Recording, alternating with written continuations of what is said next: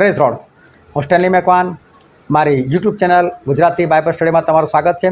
મારી ચેનલને આજે અત્યારે આગળ તમે સબસ્ક્રાઈબ કરી લો અને ઈશ્વરના જ્ઞાનમાં તમે વધતા જાઓ. પ્રભુએ એવું કીધું કે જે આગ છે કે નર્ક છે કે આગની જે ખાય છે એ બહુ ભયંકર છે. પ્રભુ કહે છે જો તારો હાથ તને ઠોકર ખવડાવે તો કાપી નાખે છે. બંને હાથ હોય અને તું નરકમાં જાય એના કરતાં ઠૂઠો થઈને સ્વર્ગમાં આવીને એ સારું છે. પ્રભુ એવું કહે છે કે જો તારો પગ તને ઠોકર ખવડાવતો ને તો પગને કાપી નાખે છે. બે પગ હોય અને તું નરકમાં જાય એના કરતાં લંગડો થઈને સ્વર્ગમાં આવી જાય ને. પ્રભુ એવું કહે છે કે જો તને આંખ ઠોકર ખવડાવે તો આંખને કાપી નાખ, ફોડી નાખ. કાણિયો થઈને તું સ્વર્ગમાં પેસ, પરંતુ બંને આંખ હોવા છતાં તું નરકમાં જાય તો શું ફાયદો? તો શું સ્વર્ગમાં લંગડાઓ અને ઠૂઠાઓ અને કાણિયાઓ બધા હશે? શું સ્વર્ગની અંદર આવા બધા લોકો હોય અને નરકની અંદર બધા સારા સારા લોકો હોય? કેમ પ્રભુએ એવું કીધું કે તારો હાથ કાપી નાખ? કેમ પ્રભુએ કીધું તારો પગ કાપી નાખ? કેમ પ્રભુએ કીધું તારે આંખ ફોડી નાખ? એ જાણવા માટે આ વિડીયોને આખો જુઓ.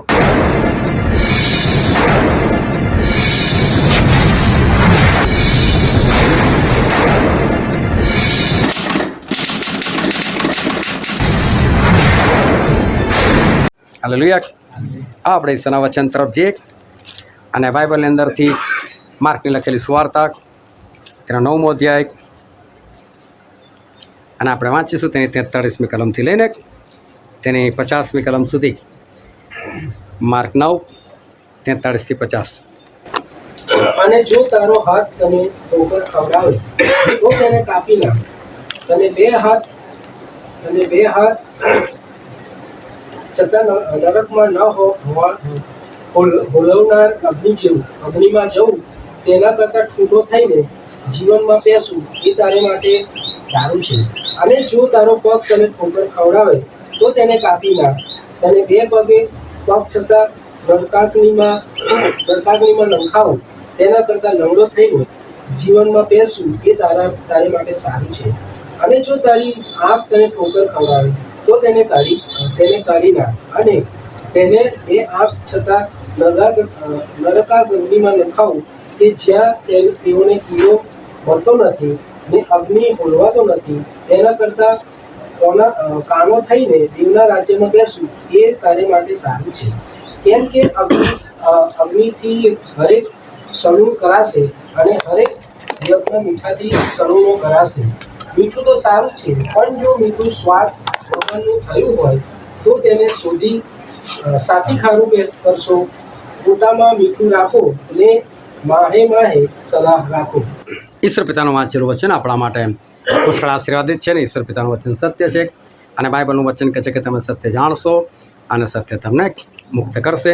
ખૂબ ધ્યાનથી આપણે ઈશ્વરના વચનો સાંભળીએ, સમજીએ, ગ્રહણ કરીએ. વિશેષ કરીને આપણે એ પ્રમાણે ચાલીએ કે જેથી કરીને આપણા આકાશ રાજ્યના આપણે વારસદાર થઈએ. એક જુવાન ભાઈ હતો, પરિણીત હતો, નાના બાળકો હતા, પરંતુ એનો અવાજ બહુ સુંદર હતો અને એની પાસે જે ગીત ગાવાની કળા હતી એવો સરસ હતી કે મ્યુઝિક સાથે એ સરસ રીતે એ ગીત ગાઈ શકતો હતો.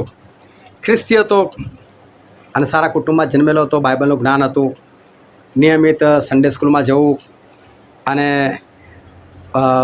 બાઇબલની અંદર ભાગ લેવો, વચનમાં ભાગ લેવો, ઘરે પણ બાઇબલ વાંચન.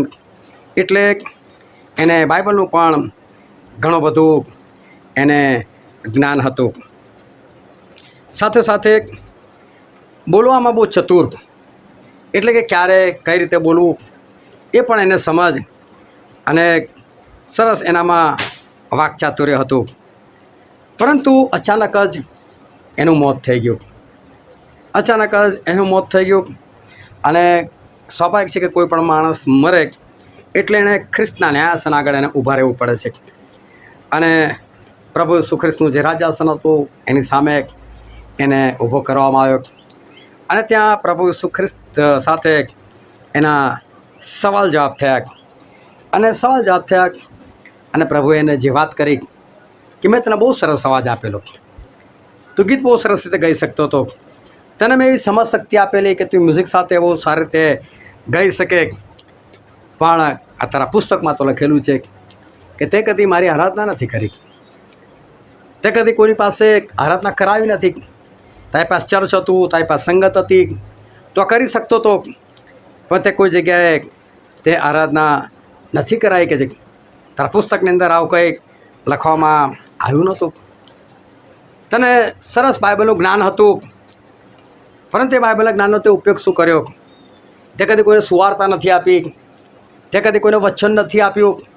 તારા પુસ્તકની અંદર આ બધું લખેલું છે કે તે કદી કોઈને સુવાર્તા નથી આપી, તે વચન નથી આપ્યું. ઘણા બધા લોકો વચનના ભૂખ્યા તને મળ્યા, પરંતુ તે એ બાઇબલના જ્ઞાનનો તે ઉપયોગ ના કર્યો, અને તે કોઈને આ વચન એ પૂરું પાડ્યું નથી કે જે તારામાં વાકચાતુર્ય હતું. તું સરસ રીતે વાત કરી શકતો હતો, તું તારી સાક્ષી લોકોને આપી શકતો હતો, તું લોકોને સમજાવી શકતો હતો, પરંતુ તે સારી સાક્ષી પણ તે કોઈને આપી નથી. એને ઘણી બધી વાતો કરી કે તને જે ટેલેન્ટ મળેલું હતું એ ટેલેન્ટનો તે ઉપયોગ કર્યો હોત તો તે ઘણા બધા આત્મા જીત્યા હોત, પણ તે કોઈ પણ આત્મા તે જીત્યા નથી. એટલું નથી, આ બધું લઈને તું બેસી રહ્યો, તે ખાલી તારા મોજશોખ પર એની પર તે ધ્યાન રાખ્યું કે મારે ખાવું છે, પીવું છે, હરવું છે, ફરવું છે, અને તે આ બધી બાબતનું ધ્યાન નથી રાખ્યું, અને તે આવા કોઈ કામ કર્યા નથી. અને પ્રભુનો એક સત્તાવાહી અવાજ આવ્યો અને હાથ પગ માતો કે છે, જાઓ એના બહારના અંધારામાં એ નર્કમાં નાખ્યા. એ બૂમો પાડતો રહ્યો, પરંતુ એને બાંધવામાં આવ્યો અને નર્ક પાસે લઈ જવામાં આવ્યો, અને એને ઊંડી ખાઈની અંદર એને ફેંકવામાં આવ્યો. અને જ્યારે એને ફેંકવામાં આવ્યો એને જોશથી ચીસ પાડી, પરંતુ એનો અવાજ એ બીજી બધી ચીસો સાથે એનો અવાજ એ મળી ગયો. ઈશ્વરના વચન ધ્યાનથી સમજતા જજો, કારણ કે આજે ઈશ્વર તમારી સાથે વાત કરનાર છે.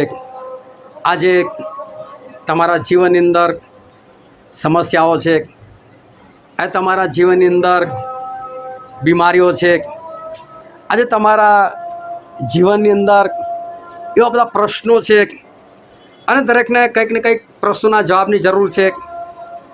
દરેકને બીમારીમાંથી સાજા થવાની જરૂર છે, અને દરેકને કંઈ ને કંઈ સમસ્યા છે એના હલની જરૂર છે, એના ઉપાયની જરૂર છે.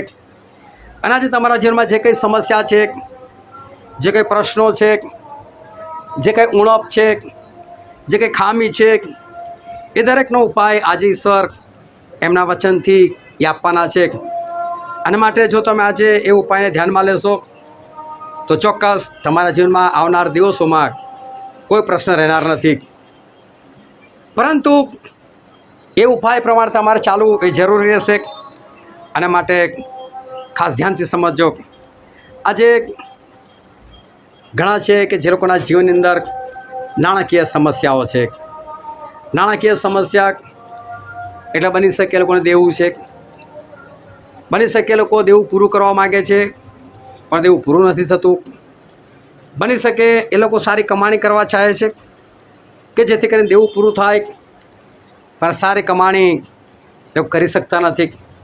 ઘણી બધી મહેનત કરે છે, ઈમાનદારી રાખે છે, પરંતુ છતાં જે થવું જોઈએ એ થતું નથી. જે હલ મળવો જોઈએ, જે ઉપાય આવવો જોઈએ એ ઉપાય આવતો નથી. એવું થાય છે હવે કદાચ થશે, હવે કદાચ થશે, પરંતુ પરિસ્થિતિ બદલાઈ જાય છે અને થતું નથી. માણસ મહેનત કરવા માટે અહીંથી ત્યાં ભાગે છે, ત્યાં જવું, આ જગ્યા પર જતો રહું, અહીં સારું થશે, પરંતુ રિઝલ્ટ એનું 0 આવે છે. પરંતુ આજે તમારી દરેક નાણાકીય જે સમસ્યા છે એ જો તમે ઈશ્વરનું વચન સમજશો અને એ પ્રમાણે તમે ચાલશો તો ચોક્કસ એ દૂર થવાનું છે. અને નાણાકીય સમસ્યાઓ જે છે એમાંથી આઝાદ થવા માટે જે સૌથી પહેલું તમારા જીવનમાં જરૂરી છે એ જરૂરી છે કે ઈશ્વરનો જે 10મો ભાગ છે એને તમારે કોઈપણ સંજોગોમાં ઈશ્વર પાસે પહોંચાડવાનો છે. ઈશ્વર કોઈ જગ્યાએ એવું નથી કહેતા કે આ 10મો ભાગ લાવો મને આપી દો. ઈશ્વર કોઈ જગ્યાએ તમારી પાસે ઉઘરાણી કરવા માટે નથી આવતા, પરંતુ બાઇબલની અંદર એવું લખેલું છે કે 10મો ભાગ મારો છે. લેવી 27મો અધ્યાય 30મી કલમમાં લખેલું છે કે ઈશ્વર કહે છે કે તમારો જે 10મો ભાગ છે, 10મો અંશ છે એ મારો છે. એમ એવું નથી કે તમે મને આપો, પણ કે મારો છે. એટલે મારો છે એનો મતલબ શું કે મને આપી દો એમ, પણ એવા શબ્દો નથી બોલતા મને આપો, કોઈ સેવકને આપો, કોઈ ચર્ચમાં આપો, કશું જ નથી કહેતા. ખાલી એટલું કે છે મારો છે એમ.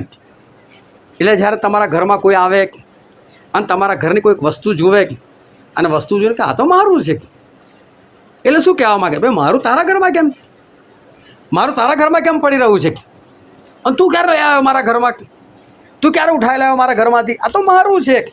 એટલે એમ કે જે મારું છે એ મને આપી દો પાછું. તમે ખોટી રીતે મારી વસ્તુ એ ઘરમાં રાખી મૂકેલી છે. અને ઈશ્વર આ કહેવા માગે છે કે 10મો ભાગ એ મારો છે. જ્યારે માલાખીનું પુસ્તક એનો 3જો અધ્યાય અને તે 7મી કલમથી 10મી કલમ સુધી જ્યારે આપણે વાંચીએ ત્યારે બાઇબલ બહુ સ્પષ્ટ કહે છે કે તમે તમારા દશાંશો ભર્યા પૂરા ભંડારમાં લાવો કે છે. એ કહે છે કે તમે માણસાત મને લૂંટો છો કે છે. અને જ્યારે હું કહું છું ત્યારે તમને પ્રશ્ન થાય છે કે શું માણસો ઈશ્વરને લૂંટે કે છે, પણ કે હા તમે મને લૂંટો છો કે છે. અને પછી કહે કે તમે મને દશાંશોમાં લૂંટો છો. લૂંટવું એ ખરેખર બહુ મોટી બાબત છે, કારણ કે ચોરી કરવી અને લૂંટવું આ બેની અંદર ફરક છે. તમે કોઈના ઘરમાં એવી રીતે જાઓ કે એને ના ખબર પડે, એના પૈસા કે સોનું કે જે બી એના ઘરે કોઈ પણ વસ્તુ એવી રીતે તમે ઉઠાવીને લઈ આવો કે એને ખબર ના પડી કોણ આવ્યું, ક્યારે આવ્યું અને ક્યારે વસ્તુ લઈને ગયું, એને ચોરી કહેવાય કે આ ચોરી કરી.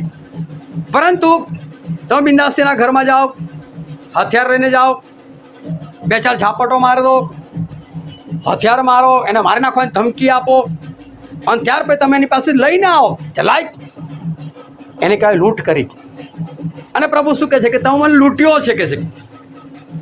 એ જે 10મો ભાગ નથી આપ્યો એણે ચોરી નથી કરી, એણે પ્રભુ શું ચોરી નથી લીધું, એણે લૂંટ કરી છે. એટલે કે પ્રભુને માર્યા છે 2 ઝાપટ અને મારીને ચલાય નહીં આપું તારું એમ કરી પ્રભુના હાથમાંથી છીનવી લીધેલું છે. એને કહેવાય કે લૂંટ કરી. પ્રભુ કહે છે કે તમે તમારો 10મો ભાગ એ તમે કહે છે કે તમે ભર્યા પૂરા ભંડારમાં લાવો કે જેથી મારું મંદિર એની અંદર અન્નની છત રહે, એટલે કે અછત ના હોય, અન્ન ભરપૂરીપણામાં હોય. કેમ કે તમે આપશો ત્યાં તો એનામાં ભરપૂરીપણું રહેશે. અને એમ કહીને તમે મારું પારખું કરી જુઓ કે છે. જ્યારે ઇઝરાયલ પુત્રો રસ્તામાં હતા મિસ્ર દેશમાંથી છૂટીને અને એ લોકોએ પ્રભુ પાસે પાણી માગ્યું, પણ પાણી વિચિત્ર રીતે માગ્યું. તરસ્યો મારવા માટે લાવ્યો છે ગાડી, પાણી આપ. અને જ્યારે કોઈને પાણી મળ્યું ત્યારે ફરી કોઈ ખાવા માટે કચકચ કરી, ભૂખ્યો મારવા માટે લાવ્યો છે. હલકી શાસ્ત્ર 78ની અંદર બહુ સ્પષ્ટ લખેલું છે કે એ લોકોએ મનમાં એવી વાતો કરી કે એણે ખડકને લાકડી મારીને પાણી તો નીકળ્યું, પણ શું આ ખાવાનું બી આપી શકે કે છે? એટલે સર ખાવાનું આપી શકે, એમનામાં છે એટલી તાકાત કે ખાવાનું આપે. અવિશ્વાસ કર્યો અને એને પ્રભુએ શું કીધું કે તમે મારી પરીક્ષા કરી તો મને પારખ્યો કે છે, અને તમને લોકોને હું પેલા દેશમાં નહીં જવા દઉં કે છે. જે દેશમાં લઈ જવાના માટે મેં તમને કીધેલું દેશમાં નહીં લઈ જાઓ. ઈશ્વરની પરીક્ષા કદી ના કરાય. એટલે જ્યારે શેતાને પણ પ્રભુને કીધું કંઈથી કૂદી પડ, કેમ કે તારા માટે એવું લખેલું છે કે જો તું પડી જાય તો તે ઈશ્વર સ્વર્ગદૂતોને આજ્ઞા કરશે અને સ્વર્ગદૂતો અહીં ત્યાં ઝીલી લેશે, રખીને તારો પગ પથ્થર પર અફળાય કે છે. એટલે શેતાન એવું કહે છે કે આવું લખેલું છે, પણ લખેલું શું હતું? જો તું પડી જાય. એટલે પ્રભુ શું કહે છે શેતાનને? એવું પણ લખેલું છે કે તારા દેવનું પરીક્ષણ ના કર, પારખવાના નહીં ઈશ્વરને કહે છે. કોઈ 10મો ભાગ એવો છે કે જેમાં પ્રભુએ સામેથી કીધું એમ કરીને તમે મારું પારખું કરી જુઓ. અને કલમ વાંચી લો, માલાખીનું પુસ્તક 3જો અધ્યાય 10મી કલમ. દશાંશ ભર્યા પૂરા ભંડારોમાં લાવો જેથી મારા મંદિરોમાં અન્નની છત રહે, અને એમ કરીને મારું પારખું તો નહીં જુઓ કે હું તમારે સારું આકાશની બાજુ ખોલી નાખીને સમાવેશ કરવાને પૂરતી જગા નહીં હોય એટલો બધો આશીર્વાદ તમારા પર મોકલી દઉં છું કે નહીં, એવું સૈન્યના દેવ યહોવા કહે છે. જંગાડી શું કહે? તમે પારખું કરી જુઓ કે છે. જો તમે બીજી કોઈ પણ બાબતમાં ઈશ્વરને ચકાસવા જશો ને એ પાપ છે. પણ 10મો ભાગ આપીને તમે તપાસવા જશો ને, 10મો ભાગ આપી દેવા દે, એ મને આશીર્વાદ આપે છે કે નહીં, એવું તમે પારખું કરો ને એ પાપ નથી. આ એક જ જગ્યાએ ઈશ્વરે કીધું કે તમે મને પારખી જુઓ કે મારી પરીક્ષા લઈ જુઓ કે છે, જો હું આ કામ તમારા માટે કરું છું કે નહીં કે છે. અને શું કહે છે? કેટલું આપીશ કે છે? તો કે તમારા ઘરમાં સમાવેશ કરવાને જગ્યા ના હોય એટલું તમને આપીશ. કેવો અદ્ભુત કહેવાય, તમારા ઘરમાં મૂકવા માટે જગ્યા ન હોય એટલું તમને આપીશ. હવે આટલું આપે કે ઘરમાં મૂકવાની જગ્યા ના હોય, તમારું દેવું જતું રહે કે ના જતું રહે? એનો મતલબ તમારે આવક ઈશ્વર કોઈ સારી કરી કે ના કરી, નાણાકીય બધી રીતે પ્રશ્નો હલ થઈ ગયા કે ના થઈ ગયા. પણ ખાલી શું કરવાનું હતું? બસ 10મો ભાગ ઈમાનદારીથી આપી દેવાનો હતો. અને પ્રભુ શું કહે છે કે તમે દશાંશો ભર્યા પૂરા ભંડારમાં લાવો. એટલે કે એવી જગ્યા પર જાઓ જ્યાં ભંડાર ભરેલો છે, કે જ્યાં ખોટ જ નથી, એવી જગ્યા પર જ્યાં ભરેલું છે ને ત્યાં જ આપો કે છે.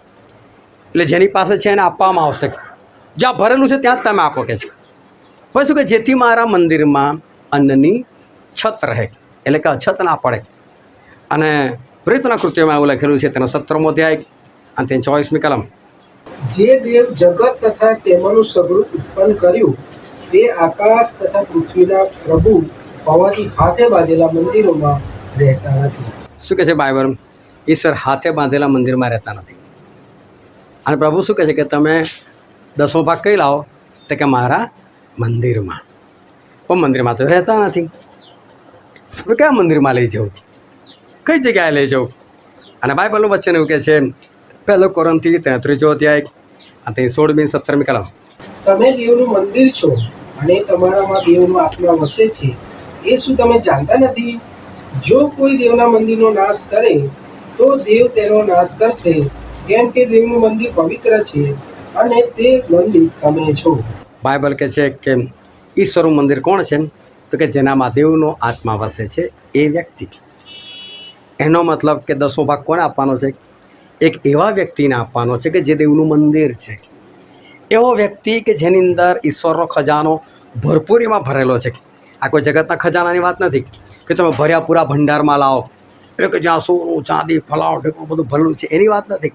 પણ જ્યાં ઈશ્વરનો ખજાનો, બાઇબલનું વચનનું જ્ઞાન, પવિત્ર આત્માની ભરપૂરી, પવિત્ર આત્માના ફળોની ભરપૂરી, પવિત્ર આત્માના કૃપાદાનોની ભરપૂરી, આવા જે વ્યક્તિની અંદર છે અને જે તમે લોકોને મદદરૂપ થાય છે આ બાબતની અંદર, ઈશ્વર કહે છે કે એને તમે આપો કે છે. અને તો તમારા ઘરની અંદર હું એટલું બધું ભરી આપીશ કે તમને સમાવેશ કરવાની જગ્યા ન હોય એટલું તમને ભરી આપીશ. પરંતુ વાત શું છે કે જ્યારે પણ માણસની કમાણી થાય, જ્યારે પણ માણસનો ધંધો સારો થાય, કે પછી જ્યારે પણ માણસનો પગાર આવે, અને પગાર આવીને જ્યારે ગણતરી માટે કે અચ્છા આટલો પગાર આવ્યો છે, એટલે આમાં 10મો ભાગે આટલો થાય.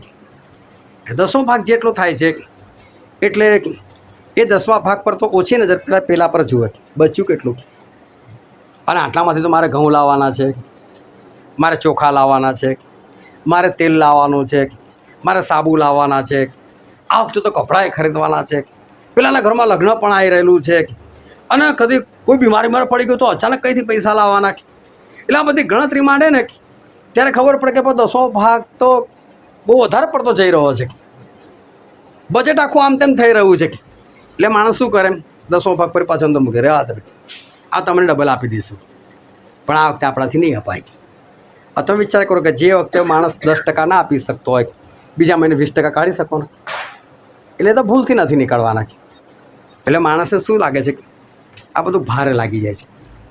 અને ભારે લાગે છે ને એના કારણે પેલી સમસ્યા ત્યાંને ત્યાં રહે છે. સમસ્યા મોટી વસ્તુ નથી, પણ જ્યારે સમસ્યા તમારા જીવનમાંથી જતી નથી ને ત્યારે બહુ મોટી બાબત બની છે કે કેમ નથી જતી. એની પાછળનું કારણ શું? કારણ કે વચનનું જે આજ્ઞાપાલન છે ને એ આજ્ઞાપાલનમાં કંઈક ગરબડ છે, એટલા માટે આ પ્રોબ્લેમ થઈ રહ્યો છે. પણ જો માણસ આને ઈમાનદારીથી કરે તો બહુ સારું થઈ જાય. એક બેન હતા અને મારે વારે ઘડે એમના ઘરે જવાનું, આવક પણ ઘણી ઓછી એ લોકોની. એમાંથી જે આવક હતી એ એમના પતિ એક તો દારૂ બી બહુ પીવે, ધતિંગ કશું નહીં, પરંતુ ઘણો બધો પૈસો તો દારૂની અંદર જતો રહે. અને રોજની આદત એટલે રોજનું પીવા જોઈએ. હવે એ બેનને અમુક પૈસા આપે ઘર ચલાવવા માટે, એટલે બેન ઈમાનદારીથી માં 10મો ભાગ કાઢે. એક ડબ્બો બનાવેલો, ડબ્બાની અંદર 10મો ભાગ મૂકી દે. અને પૈસો કરે જે બી સેવક જાય, કોઈને 10 આપે, કોઈને 20 આપે, કોઈને 50 આપે. હું પણ એમના ઘરે જાઉં. હવે મને સર આ બધી વસ્તુ દેખાડી કે બેન ઈમાનદાર છે ને આ રીતે બધું કામ કરે છે. હવે શું થયું કે એકવાર એ મને એક જગ્યા પર પ્રાર્થના માટે લઈ ગયા. અમે મેં મારી બાઇક પર હતા અને રિટર્ન આવતા આવતા મારી સાથે વાત કરી કે સ્ટનીભાઈ એક વાત કરું, મેં કહ્યું કરો. મને કે હું 10મો ભાગ ઈમાનદારીથી કાઢું છું, પણ મને આશીર્વાદ નથી મળતો. એનું કારણ શું? એટલે મને તો આ વાત શ્રદ્ધી ખાડી રહી હતી, પણ મેં એમને પૂછ્યું કે તમે શું કરો છો, કઈ રીતે 10મો ભાગ આપો છો, કોણ આપો છો?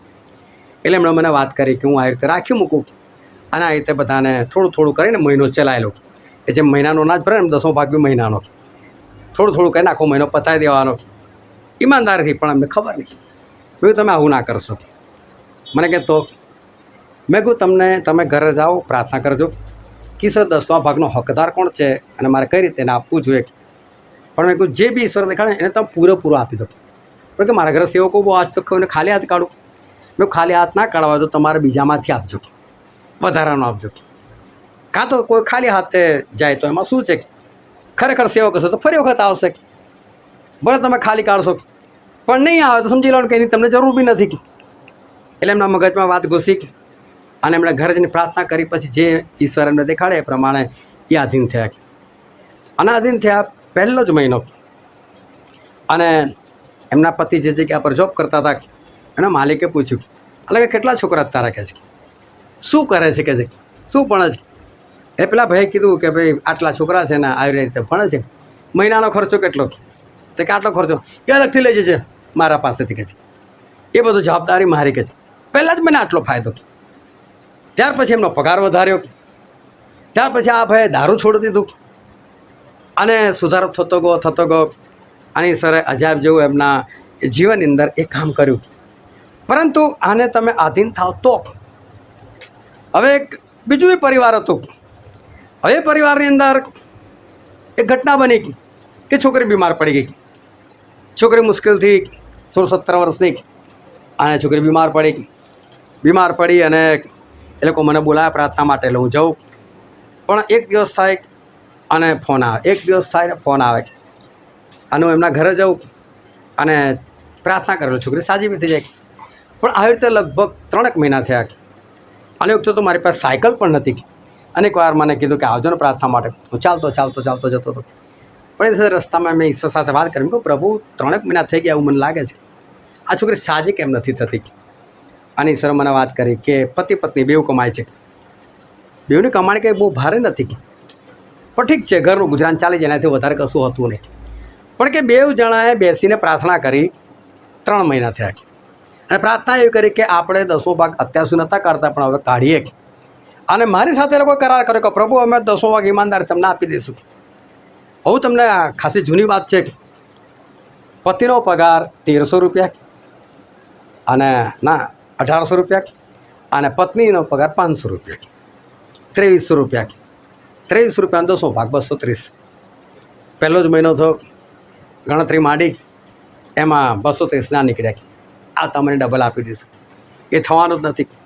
પણ પહેલા મહિને ના આપ્યું, છોકરી બીમાર પડવાની શરૂઆત થઈ. હું જાઉં, ઈશ્વર મારી પ્રાર્થના સાંભળે, છોકરી સાજી થઈ જાય. 2 દિવસ થાય ફરી પાછા બોલા, 2 દિવસ થાય ફરી પાછા બોલા. બીજો મહિનો આવ્યો, ના 10મો ભાગ કાઢ્યો. ત્રીજો મહિનો આવ્યો, 10મો ભાગ ના કાઢ્યો.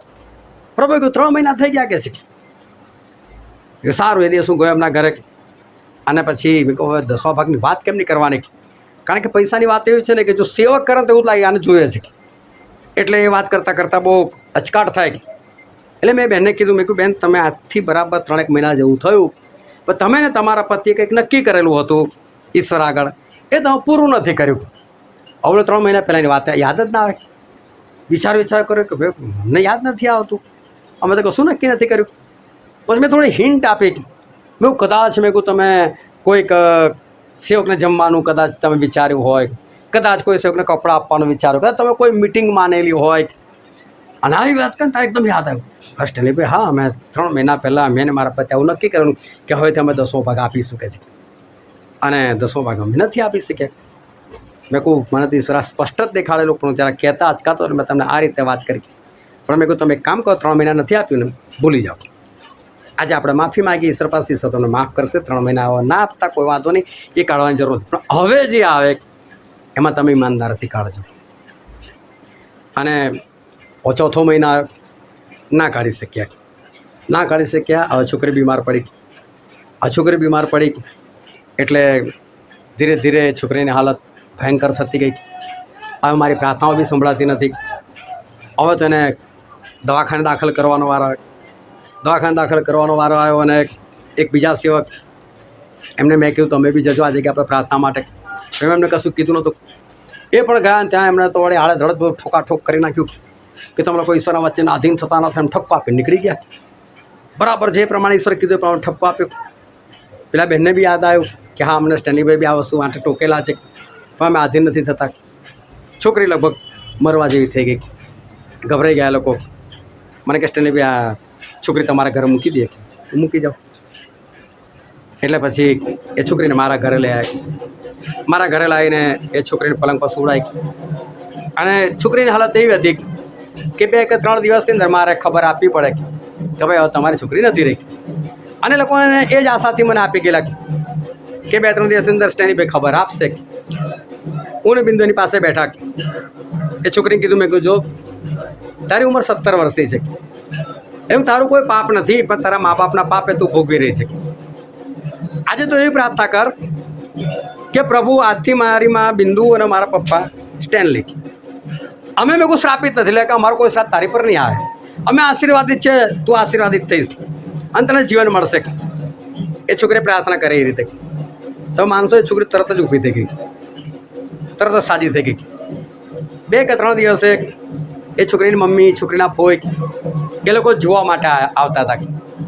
શિયાળાનો સમય હતો. છોકરી નહીં ધોઈને વાળ ધોઈ અને તડકામાં ખુરશી પર આરામથી બેઠેલી હતી. અને આ 2 બહેનો વાતો કરતા કરતા જો પેલી વાળ ખુલ્લા રાખીને બેઠી છે. આપણી છોકરી જેવી દેખાય છે ને. પણ એમ કે આપણી છોકરી થોડી આવી તો સાજી હોય. એને તો ખબર આવી છે અત્યારે. હા જોયું તારે તો હા હા છોકરી હા આટલું સરસ. હા અને મેં છોકરીને કીધું એને કોણ જોયા ત્યારે મેં કહું જો તને લઈ જશે જતી ના. મેં કહું તારા મા બાપ અમે લોકો છે જતી ના. પણ સ્વાભાવિક છે કે ઓરિજિનલ જ રહેવાના. ત્યાં વધારે ખેંચાણ જ રહેવાનું. એ લોકોએ કીધું અને છોકરી ગઈ. મેં કહું પ્રભુ મારી બી ઇજ્જત રાખજો. 6 મહિના સુધી કશું ના થયું. એના મા બાપને મેં વાત કરી. મેં કહું જો મેં આવી પ્રાર્થના કરાયેલી આ છોકરી પાસે માટે આ છોકરી અત્યારે જીવી રહી છે. પણ ક્યારે આ ફરી પાછું બધું થાય ને હું નથી જાણતો. અને 6 મહિના પછી એ છોકરી સરસ સાયકલ ચલાવતી થઈ ગયેલી. પણ 6 મહિના પછી ફરી પાછી છોકરી બીમાર પડી. ફરી ગંભીર હાલત. ફરી મને બોલાવું રોજ જઉં પણ હવે કોઈ સુધારો થતો નહોતો. અને એક દિવસ રાતે મારી પર 1:30 વાગે ફોન આવ્યો. બહુ ધ્યાનથી સમજજો. 1:30 વાગે મારી પર ફોન આવ્યો. મને કે આની તબિયત ખરાબ છે. મેં કહ્યું સારું ગયો. અને મેં જોયું તો એ છોકરીના પગથી લઈને છાતી સુધીનો જે ભાગ હતો આખો ઠંડો પડી ગયેલો હતો. અને મને ખબર પડે કે એનો જીવ ખાલી આટલામાં જ રહેલો છે બસ. ત્યાં બેઠા પ્રાર્થના કરતા રહ્યા. મેં પ્રભુ આ છોકરીના આત્માનો સ્વીકાર કરો તમે. અને લગભગ 2:30 વાગે એ છોકરી મૃત્યુ પામી.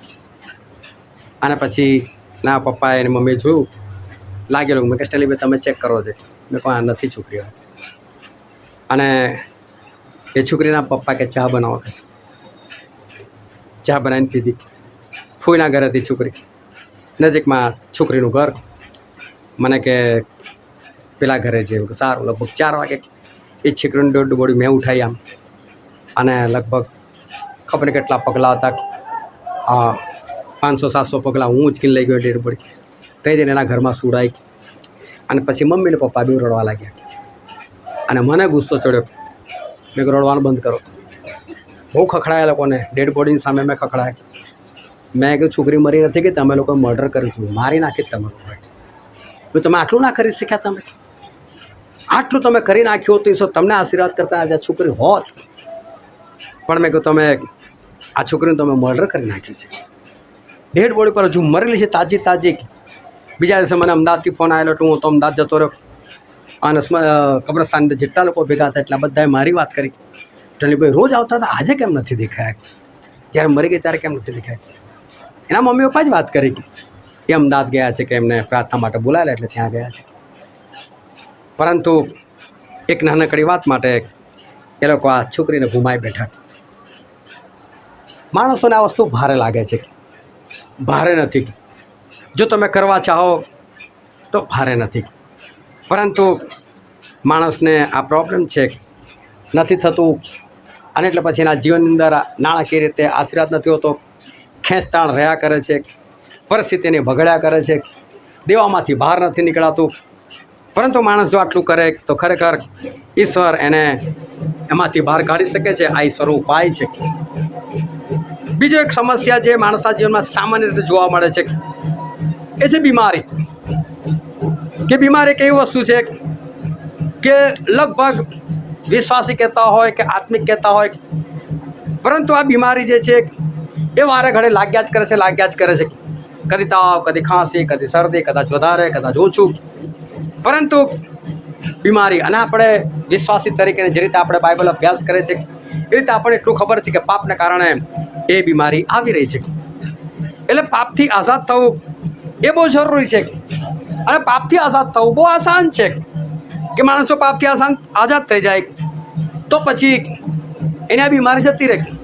હવે પાપથી આઝાદ કઈ રીતે થવાનું, બહુ શાંતિ સમજવા છે કે પાપથી કઈ આઝાદ થવાનું. એમાં પણ 10મા ભાગની વાત કરું, પણ પૈસાની વાત નથી કરતો કે પાપથી કઈ રીતે આઝાદ થવાનું. તો ઈશ્વર એવું કહે છે, એક કલમ આપણે વાંચીએ, લેવીનું પુસ્તક, તેનો 27મો અધ્યાય અને 33મી કલમ. અને ભૂમિની સર્વ ઉપજ, પછી તે ભૂમિનું બીજ હોય કે ઝાડનું ફળ હોય, પણ તેનો દશાંશ યહોવાનો છે. એ યહોવાને સારું પવિત્ર છે. બાઇબલ કહે છે ભૂમિની ઉપજ, ભૂમિ એટલે માટી, માટીમાંથી જે કંઈ ઉપજે છે એનો 10મો ભાગ એ દેવનો છે અને દેવને સારું પવિત્ર છે. અને આપણે સર્વ માટીની ઉપજ છે. ઈશ્વર આદમને માટીમાંથી બનાવ્યો, આપણે પણ માટીની ઉપજ છે. આપણો 10મો ભાગ એટલે કે તમારું જે આયુષ્ય છે એનો 10મો ભાગ પણ કોનો છે? દેવનો છે. હવે 10મો ભાગ એટલે તમે જુઓ કે તમે સવારે ઉઠો એટલે આપણે એવું માની લઈએ કે મને આજે 24 કલાક મળ્યા, કેમ કે એક દિવસ અને રાત થઈને 24 કલાક હોય એક તારીખ. એ 24 કલાકની તમે મિનિટ ગણો તો 1440 મિનિટ થાય. 1440 મિનિટ 10મો ભાગ એટલે 144 મિનિટ, એટલે બરાબર 2 કલાક ને 24 મિનિટ એ આપણા જીવનનો એ 10મો ભાગ છે. હવે તમે જુઓ કે અહીં શું લખેલું છે કે 10મો ભાગ કોનો છે? તો કે દેવનો છે. આ વસ્તુને ધ્યાનમાં રાખજો. એટલે તમારા જીવનની અંદર રોજે રોજ 2 કલાક અને 24 મિનિટ કોના છે? દેવના છે. અને દેવને સારું પવિત્ર છે. એટલે તમારું આયુષ્ય જે છે એમાં રોજે રોજ ઈશ્વર 21 કલાક અને 36 મિનિટ તમને આપે છે, એ તમારી જાઓ. પણ 2 કલાક ને 24 મિનિટ મારી, એટલે મારી એટલે હું તમને કહું મારું, આ મોબાઈલ મારો છે તો મારે આનો ઉપયોગ કરવાનો ને, હું એનો જે ઉપયોગ કરું એ. તો એવી રીતે તમારા જીવનના 2 કલાક અને 24 મિનિટ જો ઈશ્વર ના હોય તો 2 કલાક 24 મિનિટ ઉપયોગ કોણ કરે? ઈશ્વર કરે. તો કાંઈ આપણે મોબાઈલ થોડો કે ઈશ્વર મંદિરને મૂકી દે. 2 કલાક 24 મિનિટ એમની છે તો આપણને કંઈક ને કંઈક કહેશે, આટલું કર મારા દીકરા, મારી દીકરી આટલું કર. તો એ તમારી પાસે એમનું કામ કરાવશે, આપણું પોતાનું કામ નહીં કરાવે. એટલે 10મો ભાગ જે છે ને એ ઈશ્વરનો છે. અને યોહાનની લખેલી સુવાર્તામાં એવું લખેલું છે, તેનો 10મો અધ્યાય અને તેની 10મી કલમ. ચોરી કરવા, મારી નાખવા તથા નાશ કરવા સિવાય બીજી કોઈ મતલબથી ચોર આવતો નથી. તેઓને જીવન મળે અને પુષ્કળ મળે માટે હું આવ્યો છું. જો પ્રભુ શું કહે? ચોરી કરવા, મારી નાખવા તથા નાશ કરવા સિવાય બીજી કોઈ મતલબથી ચોર એટલે કે શેતાન આવતો નથી. તો શેતાન શાના માટે આવે છે? ચોરી કરવા માટે. શેતાન શાના માટે આવે છે? મારી નાખવા માટે. શેતાન શાના માટે આવે છે? નાશ કરવા માટે. આ 3 વસ્તુ સમજજો. શેતાન ચોરી કરવા માટે. તમે કઈ શેતાને જોયો? તમે નથી જોયો. તમે બહુ તો કદાચ વિડીયોમાં જોયો હશે, કદાચ ફોટામાં જોયો હશે. અને કેવો માથામાં શું હોય છે ને? 2 શિંગડા. હા, પણ શેતાને શિંગડા નથી. હા, જેટલા બી હોલિવૂડના અને બોલિવૂડના હીરો છે ને એની સામે કંઈ જ નથી, એટલો જોરદાર લાગે શેતાન. જો શેતાન આજે ખાલી આમ રોડ પર એના ઓરિજિનલ લિબાસમાં જો ફરવા નીકળે ને તો બધી છોકરીઓ ગાડીથી ભાગે એની પાછળ, એટલો જોરદાર શેતાન લાગે છે. હા, ઈશ્વરનું સૌથી પહેલું સર્જન એ છે. ઈશ્વર એને પોતાના સ્વરૂપમાં પણ જોરદાર લાગે છે, એકદમ સ્માર્ટ છે. એ જેવો તેવો નથી. પણ એ શું કરવા? ચોરી કરવા માટે. હું તમને કહું, શેતાનને શું પૈસાની જરૂર છે કે તમારી પાસે ચોરી કરવા માટે આવે? નથી. એને તમારા પૈસાની જરૂર નથી. શું એની પાસે સોનું ચાંદી ઓછું કે તમારી પાસે ચોરી કરવા માટે આવશે? ના. શું એની પાસે આયુષ્ય નથી? જ્યારનો પેદા થયો, મર્યો નથી હજુ તો, કોઈને મારે નથી શક્યું. હે તમારા આયુષ્ય તમારા કોઈ દિવસોની કે તમારા કલાકોની એને જરૂર નથી. તો શું તમારું ચોરી કરવા માટે આવે છે, શું તમારું નાશ કરવા માટે આવે છે? બહુ ધ્યાનથી સમજો. એ ખરેખર તમારા પૈસા જ ચોરી જાય છે. પણ છે ને એને પોતાને જરૂર નથી, એટલે પોતે ચોરી કરવા નથી આવતો ડાયરેક્ટ. પણ એ શું કરે છે ખબર? ડૉક્ટરને મોકલે છે. તમને જ મોકલે છે, આપણા ડૉક્ટર પાસે જાય. ડૉક્ટર સાહેબ તાવ આવે છે. ડૉક્ટર તપાસે, બરાબર, તપાસીને પછી કે ભાઈ મારું 200-250 રૂપિયા ફી છે, લાવો. એટલે 200 તમને ખાલી જોવાના લઈ લીધા, તમે દવાઓ લખી આપી, એટલે 200-300 રૂપિયા તમારી પાસે દવા આવી. પાછું એમાં તમને કીધું આ દૂધ જોડે લેજો, એટલે દૂધનો થોડો ખર્ચો વધારી દીધો. અને તમને શું લાગ્યું? ડૉક્ટર કેટલો સારો, મને તો 2 દિવસમાં મટી ગયું, બિલકુલ સારું થઈ ગયું. અને બીજાને બી કહો આ ડૉક્ટર પાસે જજો, તો સારો ડૉક્ટર છે. પણ તમને નથી ખબર કે તમે કદી ડૉક્ટરને આપવા માટે તમે કમાણી કરવા ગયા કે ચલો ભાઈ એવી રીતે કમાવું કે આટલા પૈસા તો મારા દરમિયાન ડૉક્ટરને આપવા જ છે, આટલા મારા વકીલને આપવા જ છે, આટલા મારા પોલીસને આપવા જ છે. નથી. તમે એટલું શું કોઈ ફાલતુ ખર્ચા માટે પણ તમે નથી કમાઈ કરતા, પણ તમારા ઘરની અંદર ખર્ચા જાય. આ શેતાન આ રીતે ચોરી જાય છે પૈસા, આ રીતે તમારો નાશ કરે છે. તમારા જીવનમાં શાંતિ જતી રહે. કેમ શાંતિ જતી રહે? બીમારો તો શાંતિ શું હોય? શાંતિ હોય નહીં. અચાનક જ તમારા સગાની અંદર કંઈક એવો પ્રસંગ આવી જાય અને કે ભાઈ તમારે આટલું કરવું પડશે આની અંદર, કે તમારે પાછું ના ઈચ્છા હોય તો તમારે કરવું પડે. એવા તમારા ખર્ચા વધી જાય. તમારું બાળક સ્કૂલમાં ભણતું હોય અને અચાનક જ કે ભાઈ આ ફલાણો પ્રોગ્રામ છે ને, એટલે આવો ડ્રેસ તમારે લાવવો પડશે. ઈચ્છા જ નથી આવું લાવવાનું, તો 200-500 જતા રહે. અને આ ખરેખર શેતાન ચોરી ગયું. પણ શેતાન પોતે લેવાના, એણે કોઈકને ઊભા કરે તમારી આજુબાજુ, તમારો પૈસો જતો રહ્યો. હું તમને જો બી પૈસાની વાત નથી કરું, શેતાનની બી બહુ વાત નથી કરવા માગતો. પણ આ શેતાન છે ને એ ચોરી કરવા, મારી નાખવાનો, નાશ કરવા સાહેબ, બીજી કોઈ મતલબથી નથી આવતો. પણ પ્રભુ શું કહે છે? હું જીવન મળે અને તે પુષ્કળ મળે માટે હું આવ્યો છું. તો પુષ્કળતાનું જીવન કોણ આપે છે? ઈશ્વર આવે. તો પુષ્કળતાનું જીવન એટલે જ આ. તો બહુ લાંબુ જીવન જેવું 120 વર્ષ સુધી, બરાબર, આ પુષ્કળતાનું જીવન નથી. છોકરા ગાળો બોલતા ડોહો મરતોય નહીં, આને થોડું જીવન કહેવાય. હા, આને પુષ્કળતાનું જીવન નથી. હા, તમે 15-20 રૂપિયા કિલોવાળું મીઠું ના ખાઈ શકતા હોય, એ કંઈ જીવન નથી. તમે ખાંડ નથી ખાઈ શકતા, એ કંઈ જીવન નથી. તમે બીમારો છો, આ કંઈ જીવન નથી. પુષ્કળતાનું જીવન એટલે શું? કે તમને ચારે તરફ શાંતિ હોય, તમને ચારે તરફનો આનંદ હોય, એ છે પુષ્કળતાનું જીવન. અને પ્રભુ શું કહે છે? એ હું આપું છું. બરાબર, પુષ્કળતાનું જીવન કોણ આપે? પ્રભુ ઈસુ આપે. તેઓને જીવન મળે અને તે પુષ્કળ મળે માટે હું આવ્યો છું. પણ હું તમને કહું છું કે ઈશ્વર તમને જીવન ક્યારે આપે? કે રોજે રોજ તમારા જીવનમાં 2 કલાકને 24 મિનિટ કોની છે? ઈશ્વરની છે. તમારા જીવનનો 10 ભાગ ઈશ્વરનો છે. જે 10 ભાગ નથી આપતો શું કરે છે? લૂંટે છે. લૂંટવું એટલે પ્રભુને મારીને લઈ લેવું. બરાબર, તમે પ્રભુને 2 ડંડા મારીને કે 2 લાકડી મારીને કે થપ્પડ મારીને તમે 2 કલાકે 24 મિનિટ એમને ના આપો તો તમને પુષ્કળતાનું જીવન મળે? હાલેલુયા. સમજો છો? પછી બીમારો જ આવે ને, પછી શ્રાપો જ આવે ને. એટલે બીમારીમાંથી જો આઝાદ થવું હોય ને તો આ જોઈએ તમને કે તમે તમારા જીવનનો 10મો ભાગ જે છે ને એ 10મો ભાગ તમે ઈશ્વરને આપતા શીખો. 2 કલાકને 24 મિનિટ ઈશ્વરનો છે, ઈશ્વરને આપો અને ઈશ્વર તમારો ઉપયોગ કરે. 2 કલાક 24 મિનિટ માટે તમે 2 કલાક 24 મિનિટ બાઇબલ વાંચો છો, તમારા માટે વાંચો છો.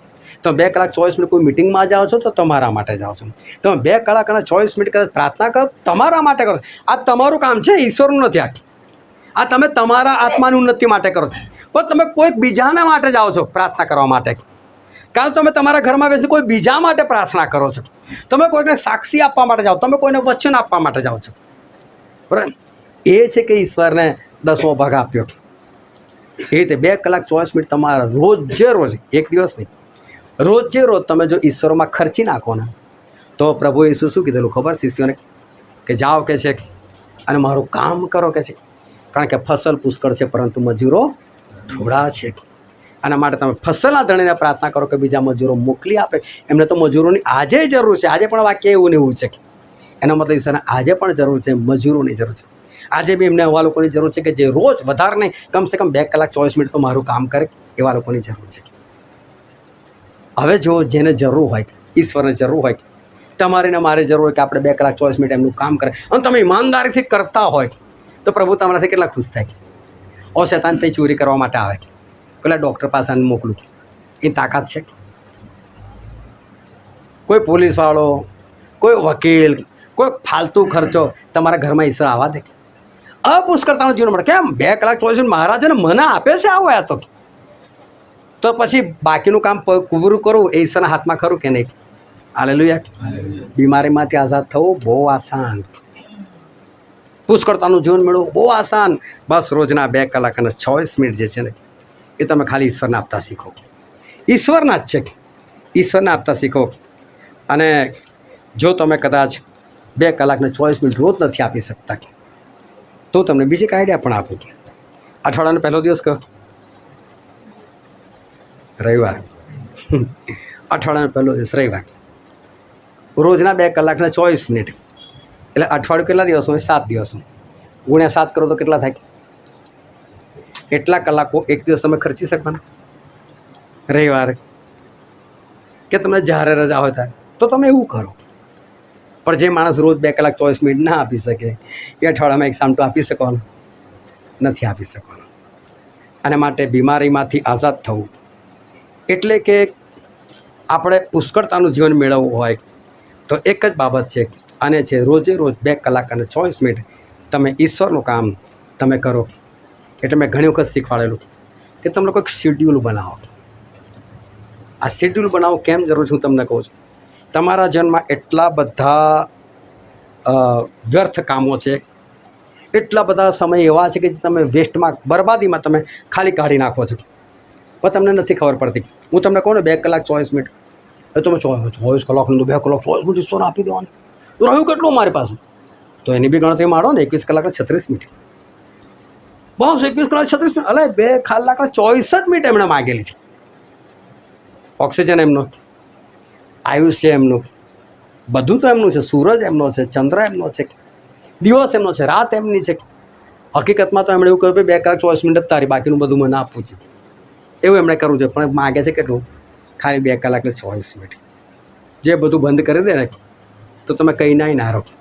અને ફટાફટ બધા સગાવાળાને બોલાવવામાં આવે, પાસ્ટરને બી કહેવડાવવામાં આવે, કબ્રસ્તાનમાં બી ખબર આપવામાં આવે કે કબર ખોદો ફટાફટ. અને પ્રભુ આ કરી શકે નથી કરતા, સારી વસ્તુ છે. પરંતુ 2 કલાક 24 મિનિટ જો તમે આપો ને પણ તમે ક્યારે આપી શકશો? આ શેડ્યુલ બનાવવાની વાત તમને કરું છું ને એ એમને નથી કરતું. તમે રોજ સવારે ઉઠવાનું કરો. ઘણા બધાએ મને વાત કરી. એક ભાઈને મેં કીધું તમારું શેડ્યુલ મને બનાવીને આપો. મને બનાવીને આપ્યું. ઉઠવાનું 6 વાગે અને પછી 8:30 જોબ પર જવાનું અને 6 વાગ્યાથી લઈને 8:30 સુધી 2.5 કલાક બધા ઘરના કામકાજ કરવાના. એટલે મને આશ્ચર્ય થયું કે કોઈ પુરુષ, સ્ત્રી હોય તો સમજાય, પણ કોઈ પુરુષ સવારે 6 વાગે ઉઠીને 8:30 સુધી ઘરના કામકાજ કરે તો તમારે ઘરના શું કામકાજ કરવાનું? તો કે નાવા ધોવાનું. ભાઈ છો નાવા ધોવાનું 15-20 મિનિટ એમાં તો પતી જાય. ચા નાસ્તો કરવાનો બીજી 10 મિનિટ તો અડધા કલાકમાં પતી, પોણા કલાક માની લો. હજુ મેં તમારે તો 2.5 કલાક જાય છે. તો કે કદી ચા બનાવો તો ચા બનાવવામાં 10 મિનિટ કાઢી નાખો. ચલો નાસ્તોમાં 15 મિનિટ એની બીજી કાઢી નાખો. બધું મળીને તમે કલાક બી કાઢી નાખો. પણ ના કે મારો સમય જતો જ રહેશે, મારો સમય જતો જ રહેશે. હવે બોલો 2.5 કલાક મારા તો દિમાગમાં જ ના ઘૂસ્યું કે કઈ રીતે જતો રહેશે. પણ પછી ખબર પડી કે ઉઠીને સૌથી પહેલું કામ તો મોબાઈલને જ પકડવાનું કરે છે. હજુ તો બેઠા નથી થયા એની પહેલાં જ મોબાઈલને પહેલાં આમ કરીને જોવાનું, પછી બેઠા થઈને જોવાનું. નહાતી વખતે પણ મેં તો એવું સાંભળ્યું કે ટોયલેટમાં બોલો મોબાઈલ લઈને જાય. અરે ગંદકીમાં તો છોડો એને. એટલે મેં એમને ઘણું સમજાવવાનો પ્રયત્ન કર્યો પણ વ્યક્તિ સમજી ના શકી. હું તમને કહું છું શેડ્યુલ બનાવો. તમે ઘણા લોકોએ મને કીધું 8 વાગે ઉઠું છું. મેં પહેલું તો આ જ ભૂલ કરો છો. 6 વાગે ઉઠી જાઓ. 2 કલાક તમારામાં જતા રહે ઈશ્વરમાં. સવારમાં માણસને કાઢી શકે છે પણ એને ભારે લાગે છે. 2 કલાકને 24 મિનિટે કરી શકે છે પણ એને ભારે લાગે છે.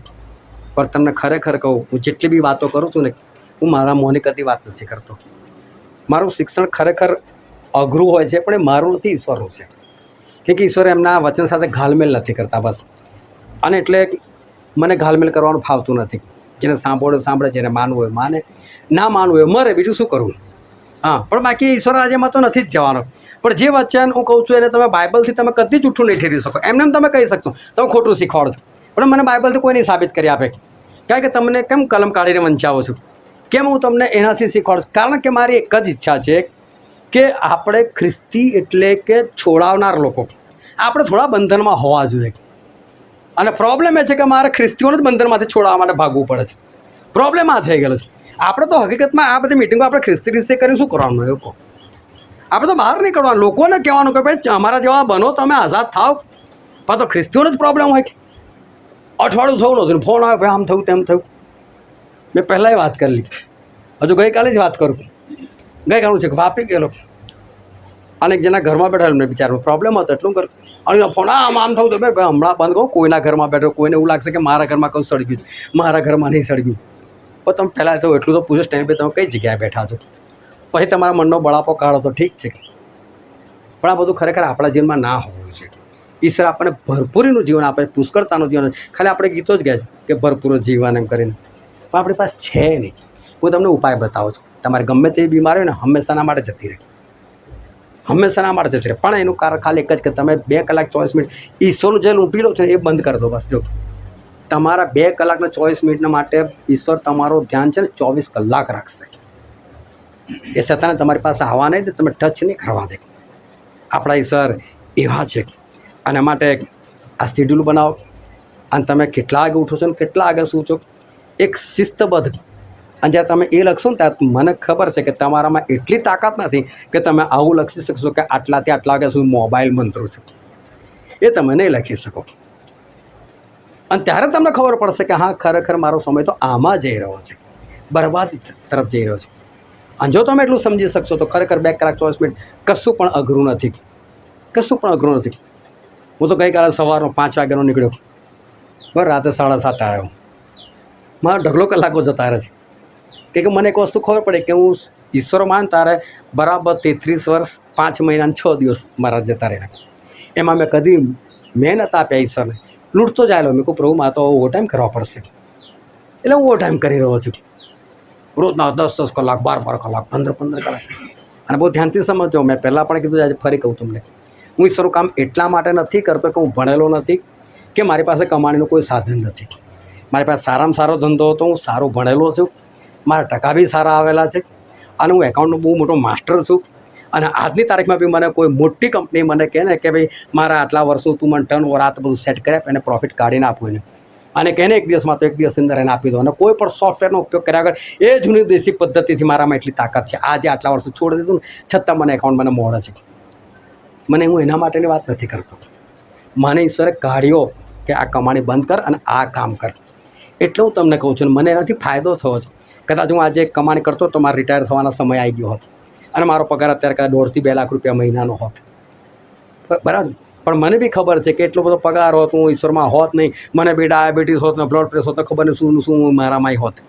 પણ ઈશ્વર મને ભરપૂર જીવન એટલા માટે આપેલું છે કે ઈશ્વરના જે કલાકો છે એ હું ઈશ્વરને આપી રહ્યો છું. હું તમને પણ કહું છું બસ તમે આપતા શીખો. ઈશ્વરને તમારી ચિંતા થવી જોઈએ. આ મારો છોકરો, આ મારી છોકરી લોકોના માટે પ્રાર્થના નહીં કરે તો મારા લોકો બસશે કે ઈશ્વરને તમારી ચિંતા થવી જોઈએ અને તમને સ્વસ્થ રાખવા જોઈએ. આ મારો દીકરો બહાર નહીં નીકળતો, મારું કામ કોણ કરશે? અને સર તમારી ફિકર કરતા હોવા જોઈએ. અને તો તમારી બીમારીઓ કદી પણ બીમારી નહીં રહે. અને બીમારીમાંથી આઝાદ થવું હોય તો આ સીધી સાદી વસ્તુ છે. આટલું તમે કરો, તમે બીમારીમાંથી આઝાદ અને તમારા જીવનની અંદર પુષ્કળતાનું જીવન. અને ત્રીજી જે સમસ્યા છે, પહેલી સમસ્યા નાણાકીય, બીજી સમસ્યા બીમારી, અને ત્રીજી સમસ્યા જે લોકોના જીવનમાં છે એ છે અશાંતિ. બરાબર. માણસોના જીવનની અંદર જોઈએ તો શાંતિ નામની વસ્તુ દેખાતી નથી. પૈસા હોય તોય, ના હોય તોય શાંતિ નથી હોતી. કારણ કે શાંતિ જે છે એ ફક્ત ઈશ્વર આપે છે અને શાંતિ ઈશ્વર તરફથી છે, પરંતુ માણસની પાસે શાંતિ નથી. અને કલમ આપણે વાંચીએ યુહાનની લખેલી સુવાર્તા તેના 14મો અધ્યાય અને તેની 27મી કલમ. હું તમને શાંતિ આપીને જાઉં છું, મારી શાંતિ હું તમને આપું છું. જેમ જગત આપે છે તેમ હું તમને આપતો નથી. તમારા હૃદયોને વ્યાકુળ થવા ન દો અને પીવા પણ ન દો. પ્રભુ એવું કહે છે હું શાંતિ આપીને જાઉં છું, એવું લખેલું છે ને. હું શાંતિ આપીને જાઉં છું. એનો મતલબ હું તમને શાંતિ આપું છું અને હું જઉં છું એમ. લો આ શાંતિ પકડો અને હું આ ચાલ્યો. પણ ફરી બીજું વાક્ય શું કહે છે? હું મારી શાંતિ તમને આપું છું. હવે એવું નથી કહેતા હું જઉં છું. જો પહેલી વખત શું કહે છે? હું તમને શાંતિ આપું. તે એવું નથી કહેતા મારી શાંતિ. ત્યાં ખાલી શાંતિ શબ્દ વાપરે છે. હું તમને શાંતિ આપીને જાઉં છું, પણ મારી શાંતિ આપીને જાઉં છું એવું નથી લખ્યું. અને બીજો કેવો શબ્દ વાપર્યો? મારી શાંતિ. તો પછી એવું ના વાપરે કે હું જઉં છું. હું એવું કહું મારી શાંતિ તમને આપું છું. એટલે મારી શાંતિ મેં તમને આપી એટલે મારી શાંતિ જતી રહી. હવે હું અહીંથી જતો રહું તો હું તો અશાંતિમાં આવી જાઉં ને, કે મેં તો મારી શાંતિ તમને આપી. એટલે પ્રભુ શું કહે છે? હું મારી શાંતિ તમને આપું છું. હવે જવાની વાત ના કરો. બે શાંતિ છે આપણા જીવનમાં. એક એ છે બંને ઈશ્વર આપે છે. એક શાંતિ એ છે કે જે તમારી શાંતિ છે ને તમને જોઈએ છે અને ઈશ્વર તમને આપે છે. તમારી પાસે ઘર નથી, તમે ઈશ્વર પાસે માગો છો, ઈશ્વર મને ઘર આપો, મને ઘર આપો. એ તમને ઘર મળી જાય તમને શાંતિ. પછી ઈશ્વર તમારા ઘરમાં રહેતા નથી, જતા રહે છે. તમને બેની પડેલી નથી. આંધળા માણસને આંખો મળી ગઈ, શિવરાના કુંડમાં જઈને ધૂને દેખતો હતો, જતો રહ્યો ને ભાઈ, શાંતિ મળી ગઈ. આપણે આંખો આવી ગઈ, બહુ થઈ. એને કીધું કોણ તને દેખતો કર્યો? તો કે પેલા ઈસુ કહેવાય છે ને એને. તો કહે તો કે એ મને નહીં ખબર. ઈસુ હતા ને જોડે નતા. પણ પછી જો હું તો વારમાં હવે અહીંયા લા કોણ તમે સાચું કર્યું? ફરી પાછું બોલો અહીંયા લા કોણ સાચું કર્યું? તો કંટાળી હું વારંવાર ઘરે ઘરે બોલાવો છો. શાંતિ રહે એની પાસે. હા, પ્રોબ્લેમ છે. તમે જેમાં શાંતિ શોધો છો ને એ તમને ઈશ્વર આપશે. પણ એક શાંતિ ક્ષણિક છે. 1 દિવસ, 2 દિવસ, 5 મહિના, 6 મહિના પછી હતું ને એવું મસ્ત નવું ઘર બનાવો, બધાને દેખાડો જો અમારો બેડરૂમ છે ને અમારો બેડ છે ને ફલાણું છે ને ઢીકણું છે. અને કદી કોઈ છોકરું બેડ પર કૂદ્યું અને પાયા તૂટ્યું ને તારે ખબર પડે કે શાંતિ કઈ ગઈ. અને જતી રહે. આ ક્ષણિક છે બધું. એક આ ટાઇલ્સ તૂટી જાય ને તો તમને એક જ ટાઇલ્સ છે ને બજારમાં જાવ ત્યારે ખબર પડે કે ભાઈ તમે નાખેલી ને એ તો 6 મહિના પહેલાં નાખેલી, હવે ઓલ્ડ થઈ ગયું, તો મળતી જ નહીં. એ તમારે એકના માટે બધી ટાઇલ્સ બદલવી પડે. કાં તો ભાઈ પૈસાના અભાવ તમારે બીજી લાઈન નાખવી પડે એને મળતી જૂતી. અને કોઈ પણ આવે તો અહીંયા જોવે પહેલાં એટલે આ કેમ ટાઇલ્સ અલગ લાગે? અને ત્યાં દોડીને બતાવતા ને બધું રહી જાય બાજુ પર. એ શાંતિ જતી રહે. આ બધા અહીંયા જ જુએ છે. પણ હકીકત તમને કહું એટલે પ્રભુ શું કે મારી શાંતિ હું તમને આપું છું. એમાં જવાની વાત નથી. ઈશ્વર આપણા શાંતિદાતા એટલે કે જેનામાંથી શાંતિ નીકળે છે એ વ્યક્તિ છે. હવે તમે એવું કહો કે ભાઈ મને પાણી જોઈએ છે, કોર્પોરેશનનું પાણી જોઈએ છે, લાઈન નહીં બેસાડવાની મારતી, તો કઈથી આવશે પાણી? પાણી જોઈએ તો તમારે લાઈન તો બેસાડવી પડશે ને. ઓ પ્રભુની શાંતિ જોઈતી હશે, પ્રભુને બેસાડવા પડશે કે નહીં? પ્રભુને તો બેસાડાય નહીં, કે મોબાઈલમાં જોવું હોય. પ્રભુ તો મોબાઈલમાં જોવા ના દે. કદી લડાઈ ઝઘડા કરવા હોય, પ્રભુ તો લડાઈ ઝઘડા નહીં કરવા દે. પણ કશું બોલવું, ગાળ બાળ બોલવું તો બોલાય નહીં, ગુસ્સો કરો તો કરાય નહીં. એટલે પ્રભુ યાર હા નહીં ચાલે, તમે જાઓ અહીંથી કે. પણ શાંતિ જોઈતી હશે ને તો પ્રભુને તમારે બેસાડવા પડશે. એમને સતત તમારા જીવનમાં રાખવા પડશે. પણ આ જ વસ્તુ આપણને ભારે લાગે છે. કેમ લાગે છે? કારણ કે તમારા કામ કરવાના હોય છે ને એટલે તમને ભારે લાગે છે. બાકી તમે તમારા કામ પડતા મૂકો ને, ઈશ્વરના કામ કરો ને, લડાઈ ઝઘડા મોસો ફલાણું ઠીકણું આ બધું તમે પડતું મૂકો તો ઈશ્વરને રાખવા કંઈ મોટી વસ્તુ નથી. પરંતુ આપણે ઈશ્વર પાસેથી જોઈએ બી છે અને ઈશ્વર જે કહે છે ને એ આપણે કરવું પણ નથી. માણસને ઈશ્વર વગરની જિંદગી વધારે ગમે છે. મેં એક વાત કરેલી, ફરી એકવાર કહું કે એક જણની પર ફોન આવ્યો મોબાઈલ પર, અજાણ્યો નંબર. એટલે એણે વાત કરી, હલો કોણ બોલો? તો કોઈ ઈશ્વર બોલું છું કે છે. તો કોણ ઈશ્વર? કે હલા ઈશ્વર ગોડ ઉપર રહું છું, એક સરસ શક્તિ માનું છું. હે સરસ શક્તિ માની તમે? ઓ પ્રભુ તમે ગોડ ત્રીજા આસમાન પર રહો? હા એ જ આકાશ અને પૃથ્વીને બધા તમે? અરે હા હું જ છું. બોલ ને કેવું ચાલે છે બેટા? શું પ્રભુ એ તો જવા દો, કોરોના ચાલે છે, ત્યાં તો અશાંતિ છે, વેક્સિન ના અને તે ફલાણું ઢીકણું બહાર નીકળાતું નહીં, કમાણી નથી, કશું નહીં, ભૂખે મરવાનો વારા જ. કંઈ વાંધો નહીં બેટા, આવી જાઓ ઉપર.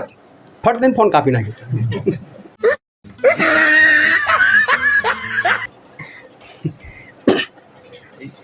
બોલો, શાંતિ જોઈએ પણ શાંતિ જેનાથી આ એ ના જોઈએ. આવામાં જીવ લઈશું અમે, કોઈ વાંધો નહીં, પણ અહીંયા જ જીવવું છે. બોલો, છે આસાન, પણ માણસોને પોતાનું જીવન જીવવું છે ને એટલે પ્રોબ્લેમ છે. અને જો તમારા જીવનમાં અશાંતિ છે તો બહુ આસાન છે કે તમારે ખાલી એક જ કામ કરવાનું છે કે શાંતિદાતાને બોલાવી લેવાના છે.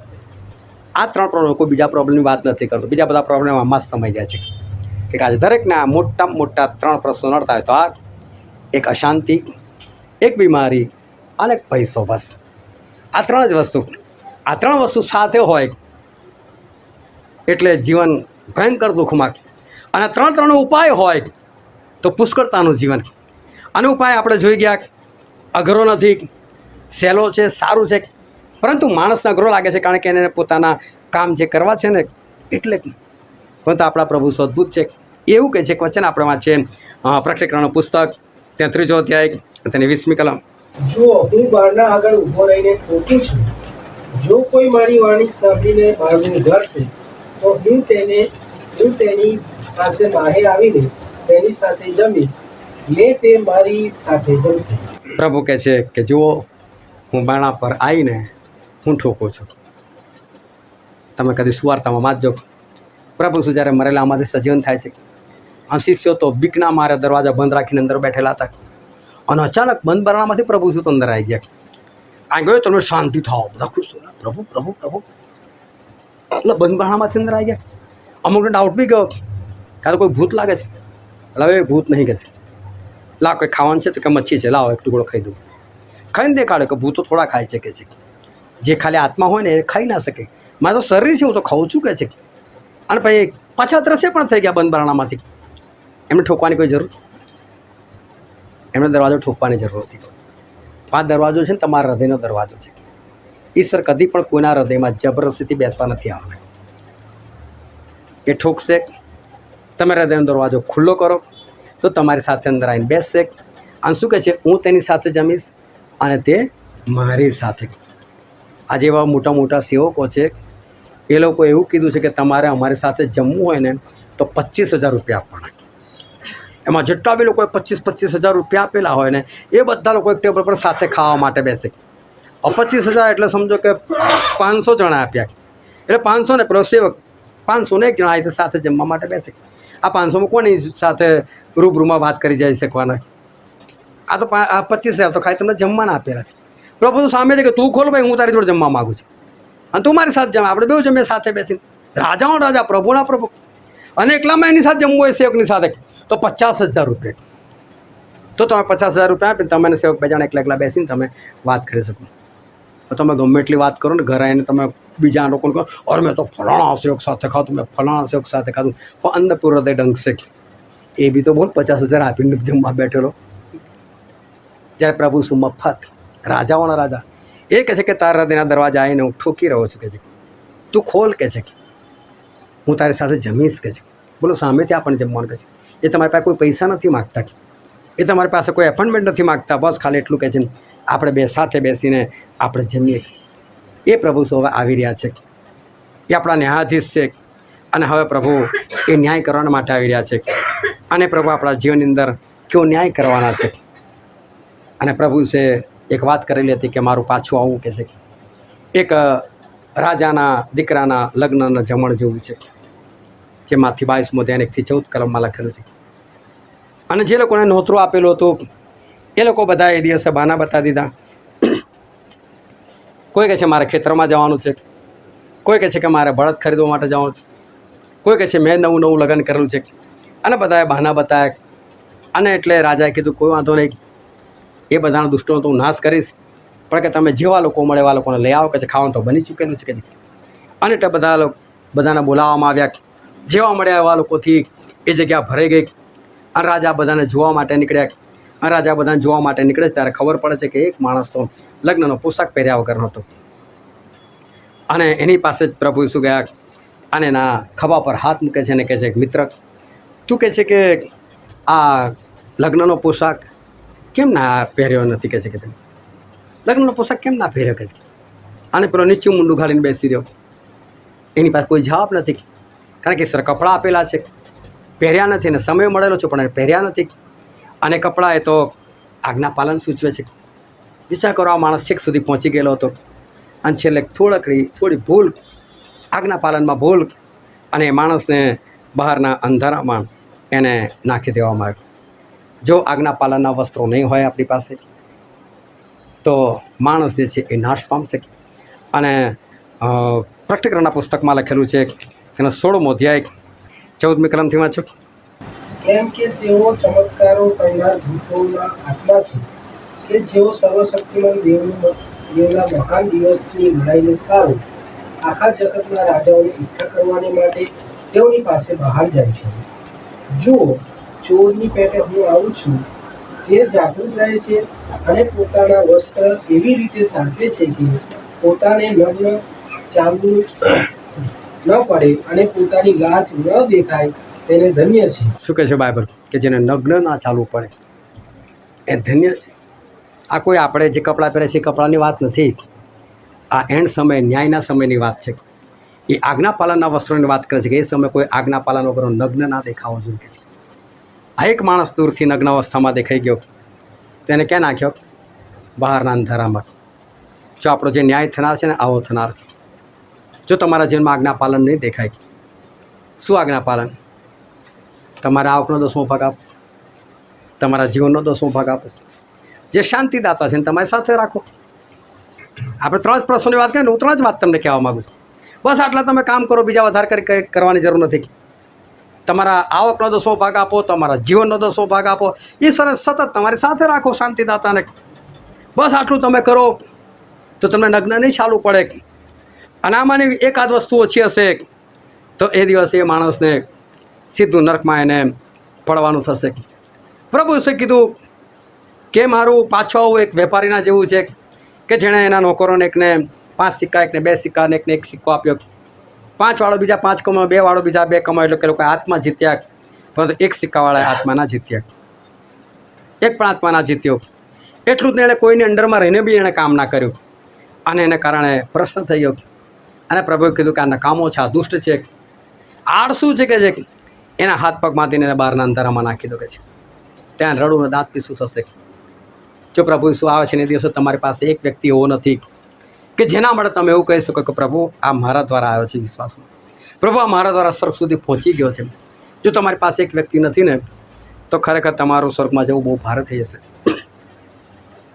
આ ઈશ્વર આપણને એડવાન્સમાં આ બધું ઈશ્વર દેખાડેલું છે.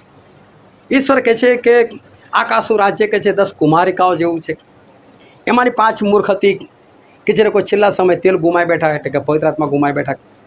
અને છેલ્લા દિવસે એ લોકો છેક બારણા સુધી પહોંચી ગયેલા હતા અને બાણો ખટખટાવે છે, ખોલો ખોલો ખોલો. અંદરથી પ્રભુનો અવાજ પણ આવે છે, કોણ છો તમે લોકો? એમ કે એડવાન્સમાં દરવાજો બંધ થઈ ગયો શું? તો કે પ્રભુ અમે તમારી દુલ્હન. નહીં ઓળખતો જતા રહો કે છે. દરવાજો બંધ થઈ ગયો, બાદ ખલાસ. અત્યારે ઠોકી રહ્યા છે, તમારે ખોલવાનો છે. તમે ખોલતા નથી, એક દિવસ તમે ઠોકશો અને એ દિવસે પ્રભુ નહીં ખોલે. જેવા સાથે તેવા એ આપણા ઈશ્વર એ લોકોને એ દેખાશે. આ બધું લોકોથી કેમ ના થયું? કેમ આજ્ઞા પાલનના વસ્ત્રો ના પહેર્યા? કેમ કોઈનાથી એક આત્મા ના જીત્યો? કેમ લોકો અંત સમયની અંદર એ પવિત્ર આત્મા ખોઈ બેઠા? એની પાછળનું કારણ શું? કેમ આજે લોકો આ કામ એ નથી કરી શકતા? ધ્યાનથી ઈશ્વરનું વચન સમજજો. જ્યાં આપણે વચન વાંચેલું હતું, માર્કને લખેલી સુવાર્તા તેનો 9મો અધ્યાય 43મી કલમથી લઈને આપણે છેક સુધી એ વચન વાંચેલું હતું. અને ત્યાં આપણે વાંચીએ તેની 43 અને 44મી કલમ. અને જો તારો હાથ તને ઠોકર ખાવાનો તો તેને કાપી નાખ. તેને 2 હાથ છતાં નરકમાં ન હોલવનાર અગ્નિમાં જવું તેના કરતાં ઠૂઠા થઈને જીવનમાં પેસવું એ તારા માટે સારું છે. ધ્યાનથી સમજો બાઇબલ શું કહેવા માગે છે. કે છે કે જો તારો હાથ એ તને ઠોકર ખવડાવે. આ ઠોકર એટલે આપણે સામાન્ય રીતે શું ખબર છે કે આપણે બહાર નીકળીને રસ્તામાં કંઈ આપણે પગમાં કશું વાગી જાય અને આપણે ઠોકર સમજીએ છીએ. હાથમાં કઈ ઠોકર અને હાથ કઈ ઠોકર ખવડાવે? ભાઈ આ તો શબ્દો એવા છે કે જો તારો હાથ તને ઠોકર ખવડાવે તો કે તારો હાથ તું કાપી નાખે છે. તારા બંને હાથ હોય અને તું નર્કમાં જાય કે જેની અગ્નિ હોલવાતો નથી. એના કરતાં કે તું ઠૂઠો થાક અને તું સ્વર્ગમાં ઘૂસી જાય. હું તમને સવાલ કરું, શું સ્વર્ગમાં કોઈ ઠૂઠું હશે? અને ઠૂઠા હોય તો સ્વર્ગ થોડું કહેવાય એને? સ્વર્ગમાં કોઈ ઠૂઠું નહીં હોય.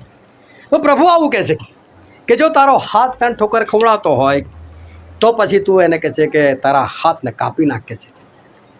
તારા બંને હાથ હોય અને તું નર્કમાં જાય જ્યાં અગ્નિ હોલવાતો નથી, એના કરતાં ઠૂઠો થઈને તું સ્વર્ગમાં જાય તો બહુ સારું. હાથ કઈ રીતે ઠોકર ખવડાય? હું બોલા બિચોડી વાત નથી કરવા માગતો, પણ આજે જે સ્માર્ટ મોબાઈલનો જમાનો છે એની અંદર તમને કહું, એક હાથે તમે પકડો છો અને બીજા હાથથી આમાં ઉપર જાઓ છો, અને તમે ટાઈમ વેસ્ટ કરી નાખો છો, તમે ઈશ્વરનો ટાઈમ ખર્ચી નાખો છો. ઈશ્વર તમને જે સમય આપેલો છે તમે ઈશ્વરમાં ન ખર્ચતા, તમે તમારા માટે બી ન ખર્ચતા, તમે ફાલતુમાં શેતાનની અંદર તમે સમય ગુમાવી નાખ્યો. અને પેલો 2 કલાક 24 મિનિટ જે ઈશ્વર આપણે તો એ તો બાજુ પર, એ તો લૂંટ્યો, ઉપરથી કેટલો બધો સમય શેતાનને આપી દીધો. આ છે હાથની ઠોકર. તો તમે ઠૂઠાવો તો મોબાઈલ ચાલવાનો તમારાથી. તો પ્રભુ કહે છે, આ તમે ખાલી ઉદાહરણ આપું છું, આ હાથની ઘણી બધી ઠોકરો છે. કાપી નાખ હાથ, ઈશ્વર એવું કહે છે, કાપી નાખ. જો તારે 2 હાથ છે ને એ હાથના કારણ તારે નર્કમાં જવું પડે છે ને તો હાથને કાપી નાખ. પણ તમે એમાં વ્યસ્ત હતા, આ તમે હાથની ઠોકરમાં વ્યસ્ત હતા, હાથથી થતા ભૂંડા કામોમાં તમે વ્યસ્ત હતા, કે હાથથી ઘણા બધા કામો થાય. એકવાર એક માણસ મને મળેલો અને સિગરેટ પીતો હતો. તો સિગરેટ ઘણા બધા લોકો પીવે છે, કે બહુ મોટી વસ્તુ નથી જે લોકો પીવે છે એના માટે. પણ એ આમ દમ મારે અને પછી મોડો આમ કહે, આમ ત્રાસું કરીને કાઢે. મેં કહું સિગરેટ પીવા વાત બરાબર, બહુ લોકોને જોયા છે, હું આંખો કરીને કેમ કાઢે છે? તો કે આપણી સ્ટાઇલ છે કે છે. હવે વિચાર કરો, આની બી સ્ટાઇલ. એમાં હાથનો ઉપયોગ થાય છે, તમારા હોઠોનો ઉપયોગ થાય છે, ઈશ્વરનું મંદિર ખરાબ થાય છે. આ બધી ઠોકર ખવડાવનારી વસ્તુઓ છે. સિગરેટની વાત નથી કરતો, સિગરેટ તમને ઠોકર નથી ખવડાવતી, ઠોકર તમને તમારો હાથ ખવડાવવા છે. બરાબર? શેતાને ફળ તોડ્યું નથી, શેતાને હવાને આપ્યું નથી, શેતાને હવાના મોંમાં ઠૂસ્યું નથી, ખાલી કીધું ખા. અને એની આંખોએ જોયું, એની આંખોને ગમ્યું, સુંદર છે, એને મગજમાં વિચાર આવ્યો, આને ખાવાથી બુદ્ધિ મળે છે, એની જીભ તલ પાપડ થઈ ગઈ, એનો ટેસ્ટ સરસ છે, ખાવા દે. ત્યારે હાથે તોડ્યું, ત્યારે દાંતે બચકું ભર્યું, જીભે ટેસ્ટ મેળવ્યો, દાંતે ચાવ્યું, ગળાએ અંદર ઉતાર્યું અને પીઠે કોડારો માર ખાધો. સમજ પડે છે? આ બધી ઠોકર ખવડાવનારી વસ્તુ તમારું શરીર છે. આ તો પ્રભુએ ખાલી હાથ પગને આંખની વાત કરી છે, પણ તમને ઠોકર કોઈ શેતાન નથી ખવડાવતો, કોઈ બહારની કોઈ વસ્તુને નથી ખવડાવતો. ઠોકર તમને તમારું શરીર ખવડાવે. તમારા શરીરના કોઈ પણ અંગથી તમે ખોટું કામ કરી રહ્યા છો ને એ ઠોકર છે. તો પ્રભુ કહે છે, જો તમને તમારો હાથ ઠોકર ખવડાવતો હોય ને તો તમે એને કાપી નાખો.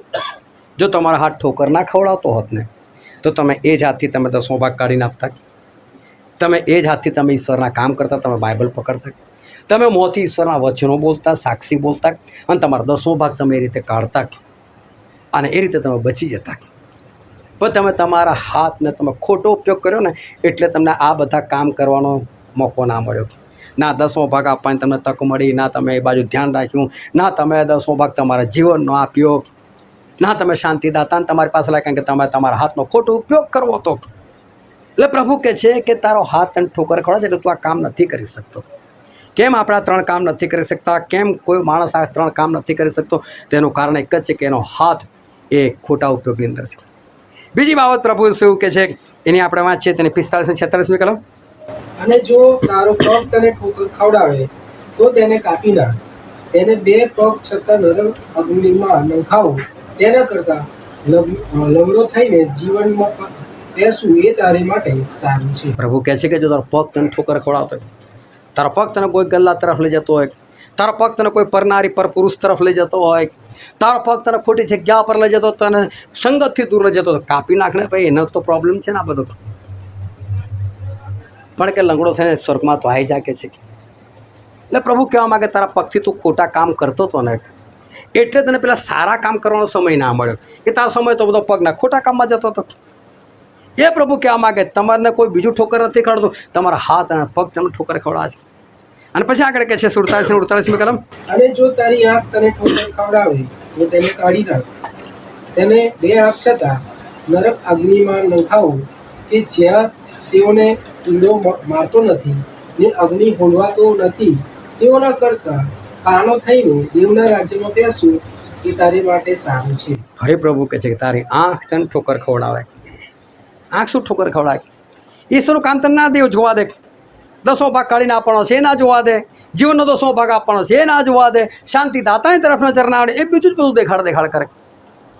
મેં કેટલી વખત આ મોબાઈલ વિશે બહુ લોકોને મેં ટોકેલા છે કે તમે ખરેખર તમે તમારા જીવનમાં અનુભવ કરો, તમે મોબાઈલ આમ મૂકેલો છે, તમે કંઈક કામથી જ તમે ઉઠાવ્યો, ખરેખર તમને કોઈ કામ છે, કોઈને ફોન કરવાનો છે, પણ ત્યાં તમે નોટિફિકેશનમાં જોયું કે ભાઈ વોટ્સએપ પર તો 2 મેસેજ આવ્યા છે, લખો બીજું કોના છે, પછી કરું છું ફોન, અને એમાં તો કોઈ રીલની લિંક હતી એ તમે ત્યાં ઘૂસી ગયા, એ જોતા હતા તમે બીજી 8-10 સુઈ નાખી, અને તમે શું કરી ફોન મૂકી દો ને તમને યાદ હતી કે તમને કોઈને ફોન કરવા માટે, કામનો ફોન કરવા માટે તમે તો હાથમાં લીધેલો હતો. શું તમને કદી આવો અનુભવ નથી કર્યો? કર્યો છે તમને કોઈ અનુભવ થયું છે જીવનમાં? એ આંખ એ તમને ઠોકર ખવડાવે છે. જે દેખાવું જોઈએ તમને દેખાતું નથી ને તમને કંઈ બીજું દેખાડે છે તો પ્રભુ કે ફોડી નાખ આંખ તારીખે છે. એટલે તને તો 10મો ભાગ નથી દેખાતો, એટલે તને શાંતિદાતા નથી દેખાતા, એટલે તારા જીવનમાં બીમારીઓ છે, એટલે તારા જીવનમાં શ્રાપો છે નાણાકીય, અને એટલે તારા જીવનમાં અશાંતિ છે. પણ જો આંખ યોગ્ય વસ્તુ જુએ તો પછી બહુ સારી વસ્તુ છે, પરંતુ આંખ તને ઠોકર ખવડાવે છે તો પ્રભુ કહે છે કાઢી નાખ. આપણું શરીર જ આપણને ઠોકરરૂપ છે, એને તમે જે કામ ના કરવા જોઈએ કરો છો.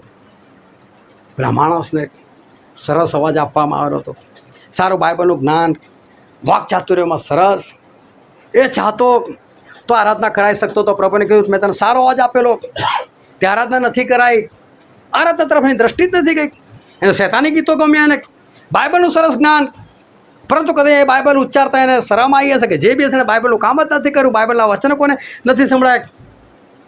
એ માણસ વાકચાતુર્યમાં સરસ, એ સાક્ષી આપી શકતો હતો, કોઈને સમજાવી શકતો હતો, પણ નહીં કર્યું એણે. અને પ્રભુ આપણને આ જ બધું કરવાના છે, એ જ કહેવાના છે કે ભાઈ તે આજ્ઞાપાલના વસ્ત્રો હતા પહેલાં એટલે જા તું નરકમાં, કે તે એક આત્મા નથી જીતતો તું જા નરકમાં, તે તેલ ગુમાવી નાખ્યું, તે પવિત્ર આત્મા ગુમાવી નાખ્યો, જા તું નરકમાં, હું ભૂખ્યો હતો તે મને ખવડાવ્યું નહીં, જા તું નરકમાં. એની પાસે બધું હતું પણ કર્યું નહીં, એમાંનું એક પણ કામ ના કર્યું, અને જેવો એનો ઉચકીને નરકમાં નાખ્યો, જોશથી ચીસ પાડી, અને એની પત્ની બેઠી થઈ ગઈ. એ તો હજુ બેડ પર સૂતો હતો, શું થયું એકદમ જાગી ગયો, અને કહે છે કે ભયંકર સપનું જોયું, કે છે તો કે શું જોયું? એણે કીધું કે મને આવું સપનું આવ્યું.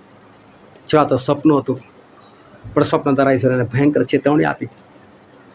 આજે ઈશ્વર એના દ્વારા આપણને કહેવા માગે છે કે ઈશ્વર આપણને બધું જ આપેલું છે. ઘણા બધા ટેલેન્ટ ઈશ્વર આપણને આપેલા છે, ઘણા બધા તાલંતો ઈશ્વર આપણને આપેલા છે, આપણે ઘણું બધું ઈશ્વરો કામ કરી શકીએ છીએ. મોટા ખાલી આ 3 જ કામ છે આપણે કરવાના છે, પરંતુ માણસ એ કરતો નથી, એના માટે થોડો પ્રોબ્લેમ છે. હવે વિચારો, આ કપડાવાળાને તો કહી દીધું કે ભાઈને જાઓ એને બહારના અંધારામાં નાખી દો, કે છે. હવે કપડાવાળાને બહારના અંધારામાં નાખવામાં આવે, એને હાથ પગ બાંધવામાં આવે, અને જો વસ્તીઓ બૂમ પાડો, ઓ પ્રભુ મારે બસ કપડાં પહેરવાનો સમય આપો, બસ પહેરેલો છું, પ્રભુ 2 મિનિટ આવે, બસ મને કપડાં પહેરવાનો સમય આપો. હવે છે કોઈ તક? એ સમય પહેલાં આપેલા કે નહીં કપડાં? સમય પહેલાં પહેરી શકતો હતો કે નહોતો પહેરી શકતો? હવે નથી બોલી શકતો કે પ્રભુ મને તક આપો. આ વાર્તા ખલાસ છે. હાથ કાપી કાઢો, પગ કાપી નાખો, કે આંખ ફોડી નાખો, એનો સમય છે તમારે અત્યારે. પણ તમે વિચાર કરો, એક હાથ નહીં કાપવાના કારણે આખું શરીર નરકમાં બળશે કે નહીં બળે? ખાલી હાથ નહીં કાપવાના કારણે, ફક્ત એક પગ નહીં કાપવાના કારણે આખું શરીર નરકમાં બળશે કે નહીં બળે? એક આંખ નહીં ફોડવાના કારણે શું આખું શરીર નરકમાં નહીં બળે? તો તમને કહું છું, ભારે શું છે? ભારત નરકમાં બળવું છે, બાકી એના કરતાં તો હાથ કાપી નાખો સારો છે, પગ કાપી નાખો સારો છે, આંખ ફોડી નાખી સારી છે. એ ઇઝી છે, એ સરળ છે, તમે કરી શકો છો, પણ એ જ તમને ભારે લાગે છે. જ્યારે નરકમાં બળવાનું થશે ત્યારે કેવી પરિસ્થિતિ થશે? એ વખતે શું આખું શરીર નહીં? શું વખત આખું શરીર એ નહીં બળે? ત્યારે માણસને જ્યારે નરકમાં પડવાનું થશે ને ત્યારે એને ખબર પડશે કે હાથ કાપવો સરળ છે. જો કોઈને હાથ ઠોકર ખવડાવતો હતો ને એના કારણે નરકમાં પડે છે, અને હવે બૂમ પાડે છે, પ્રભુ બસ મને હાથ કાપવાનો સમય આપો. શું એને સમય મળવાનો? ત્યાં કદાચ કોઈ પગની ઠોકરને કારણે ત્યાં પડ્યો અને પ્રભુને કહે છે પ્રભુ મને પગ કાપવાનો મને સમય આપો, બસ શું નરકમાંથી પાછો આવવાનો? શું એ કહે છે કે પ્રભુ મને ખાલી આંખ ફોડવાનો સમય આપો, હું મારી આંખ ફોડી નાખું છું? હું તમને કહું ને કે નરકમાં પડેલા અને જો બાય ચાન્સ પ્રભુ જેને તલવાર આપે ને એટલે હાથ કાપીને હમણાં સ્વર્ગમાં લેલું. બોલો, એક સેકન્ડનો વિચાર ના કરે. જો કોઈને ખિલ્લો આપી દો ને, લે તને આંખ ફોડી નાખ, પ્રભુ એક નહીં બે ફોડવા તૈયાર, સ્વર્ગમાં લેલો ખાલી ઓન ધ સ્પોટ ફોડી નાખીએ. પણ મેં તમને પહેલાં બી કીધું કે નર્ક એક એવી જગ્યા જ્યાં ઈશ્વર નથી, બસ વાર્તા ખલાસ. તો ઈશ્વર હોય તો સાંભળે ને, અહીં તો ઈશ્વર અહીં સાંભળી લેશે. પણ નર્કની અંદર સૌથી મોટી બાબત જ આ છે, નર્કમાંથી તમે બચી શકતા. જો પ્રભુ ત્યાં હોત તો એ તમારી ચીસો સાંભળીને કદાચ દયા આવી જાત અને તમને છોડી દેત. પણ નર્ક એવી વસ્તુ કે ત્યાં પ્રભુ જતા જ નથી, વાર્તા કરતા એ છે જ નહીં, બસ એ બસ જોતા જ નથી. અને એટલે કલમમાં છો બીજો થેસાલોનિકી તેનો પહેલો અધ્યાય 8મી અને 9મી કલમ. એ વેળા જેઓ દેવને ઓળખતા નથી ને જેઓ આપણા પ્રભુ ઈસુ ખ્રિસ્તની સુવાર્તા માનતા નથી, તેઓને તે સજા કરશે. તેઓ પ્રભુની હાજરીમાંથી તથા તેના મહિમાવાન સામર્થ્યથી દૂર રહેવાની શિક્ષા એટલે અનંતકાળનો નાશ ભોગવશે. છે ને, તેના સામર્થ્યથી દૂર રહેવાની સજા, તેમની હાજરીથી દૂર રહેવાની સજા. ત્યાં નર્ક જ છે ખાલી, ત્યાં જ ઈશ્વરની હાજરી નથી. બસ હવે ત્યાં પ્રભુ છે ને એટલે સાંભળવાના નથી. એ ધનવાન લાજરસવાળો ધનવાન એ ત્યાં આગળ પડેલો હતો. એને કોઈ પણ જેને જો પ્રભુ જેને ખાલી એટલું કરે ને, લે આ તલવાર પગ કાપી નાખે, એક સેકન્ડ વિચાર ના કરે, કાપી નાખે. જે દુઃખ થવાનું, જે દર્દ થવાનું કરી નાખે. કેમ કે આખું શરીર ભડકે બળી રહ્યું છે, એના કરતાં પેલું દર્દ તો કહે જ નહીં ને. આ વસ્તુ તમે અહીંયા જ કરી લો ને ભાઈ, આ વસ્તુ અહીંયા જ કરી લો અને સ્વર્ગમાં ઘૂસી જાઓ. એ તો ઈશ્વર ખાલી આજે આપણને કહેવા માગે છે કે જે પેલી સજા છે તો એટલી બધી ભયંકર છે કે ત્યાં સૌથી મોટી વાત, ત્યાં ઈશ્વર નથી. અનીશ્વર નથી એટલે ત્યાં કોઈ સાંભળનાર નથી. ત્યાં કોઈ સાંભળનાર નથી એટલે ત્યાં આપણને તક નથી. એ 5 મૂર્ખી સ્ત્રીઓ દરવાજો ભયંકર રીતે ખખડાઈ નાખે છે. તમે શું માનો, તમે કોઈના ઘરે જઈને ઠક ઠક ઠક કરો ધીરે ધીરે, ત્યાં તો ખબર હતી કે દરવાજો બંધ થઈ ગયો છે. હાંફળી ફાંફળી દોડી હશે ને 5 મંડી પડી ઠોકવા માટે, અને અંદરથી અવાજ આવે છે, કોણ છો ભાઈ? તમારી દુલ્હન નહીં ઓળખતા, અમે નથી ઓળખતા. અને હું આ વાક્ય ખાસ સમજાવું છું કે તમારું લગ્ન થયું છે અને જો તમે લગ્ન કાયદેસરનું કર્યું છે, તમારી જાન ગઈ છે, તમારી જાન સવારે ગાય, તમે 100-150 લોકોને લઈને ગયેલા છો, તો લોકોને ઇન્વિટેશન કાર્ડ આપેલું છે, ચલો આજે મારું લગ્ન છે, ચલો આજે મારું લગ્ન છે. આ લોકો આવ્યા છે સારા સારા કપડાં પહેરીને, અત્તર નાખીને, બેન્ડ વાજા સાથે આવ્યા છે, બધું લઈને ત્યાં ગયા તમે. અને ત્યાં ગયા પછી ત્યાં પણ સરસ માહોલ છે. પણ જે છોકરી પાસ્ટર એટલું કહે છે કે ભાઈ શું તું આને પરિણીત પતિ તરીકે સ્વીકારે છે? અને બધાને વચ્ચે ના કહી દે, ભાઈ મારે નહીં જોવાની, મારે લગ્ન નથી કરવું. તમારી ઇજ્જત, તમે જેટલા આનંદથી ગયા હોય એટલા આનંદથી પાછા આવો. પાછા આવતો તે બેન્ડ વાજા હોય, પાછા આવતો તમે લક્ઝરી કરે, તમે કાર કરે, કોઈ વાતો કરતું હોય, બધા કાં ચૂપચાપ બેઠેલા હોય. તમે ઘરે આવી જાઓ, 2 દિવસ થાય, 3 દિવસ થાય, પેલી છોકરી પાછી ઘરે આવે, હું તમારી સાથે લગ્ન કરવા તૈયાર છું. શું કહો તમે? લાત મારીને બગાડો, મારી ઇજ્જત તો પથારી ફેરવી નાખીને શું આવી છે? કયું મોડું લઈને આવી છે? એ દિવસ એટલા બધાની વચ્ચે તે મને ઠુકરાયો છે. આ જ વસ્તુ પ્રભુ શું તમારી છે, આપણે એમની દુલ્હન છે. જે સમય તમે એમનો સ્વીકાર નથી કર્યો, એમને તમે ગ્રહણ નથી કર્યા, જે સમય તમે એમનું કહેલું નથી કર્યું, પછી પ્રભુ તમને તક આપે છે. પછી દરવાજો ગમે એટલો ખખડાવ ખોલે ના ખોલે, પણ પ્રભુ આજે કહે છે, હાથ ઠોકર ખવડાતો કાપી નાખ, પગ ઠોકર ખવડાતો કાઢી નાખ, આંખ ઠોકર ખવડાવે તો ફોડી નાખ, પણ તું આવી જા ભાઈ, સ્વર્ગમાં આવી જા. બસ આ તારું શરીર તને ઠોકરરૂપ છે. બસ એના બધા શરીરના દેહના કામ બંધ કરીને પછી વાત. અને છેલ્લી કલમ આપણે વાંચીએ ગલાતીનું પુસ્તક, ગલાતીનો પત્ર, 5મો અધ્યાય અને 19, 20 અને 21મી કલમ. એના કામ તો ખુલ્લા છે, એટલે વ્યભિચાર, અપવિત્રતા, લંપટપણું, મૂર્તિ પૂજા, જાદુ, વૈરભાવ, પ્રજ્ઞાવિકાસ, ઈર્ષા, ક્રોધ, ખટપટ, દુષ્કર્મ, પક્ષાપક્ષી, અદેખાઈ છાંટકાઈ વિલાસ તથા તેઓના જેવા કામ જેમ પહેલા મેં તમને ચેતવ્યા હતા તેમ તેઓ વિશે હમણાં પણ ચેતાવું છું કે જેઓ એવા કામ કરે છે તેઓ દેવના રાજ્યનો વારસો પામશે નહીં. કેટલું સ્પષ્ટ લખ્યું છે. પહેલું ને ખાલી છેલ્લું વાક્ય જો, દેહના કામ, અને છેલ્લે શું કે જે આ કામ કરે છે એટલે દેહના કામ કરે છે એ સ્વર્ગના રાજ્યમાં નહીં જઈ શકે. એ તેનું ઠોકરરૂપ શું થયું? દેહના કામ જ, શરીર જ આપણે નાશમાં લઈ જાય છે. જે આજે તમને ભારે લાગે છે, નર્કમાં પડેલાઓને એ જ વસ્તુ આજે આસાન છે. આજે નર્કમાં પડેલા તમે કહો કે ભાઈ હાથ કાપી નાખ, પગ કાપી નાખ ને તું આંખ ફોડી નાખ, ત્રણમાંથી એક જ કામ કરવાનું કે છે. હું તમને કહું 3 કામ કરવા તૈયાર થઈ જશે.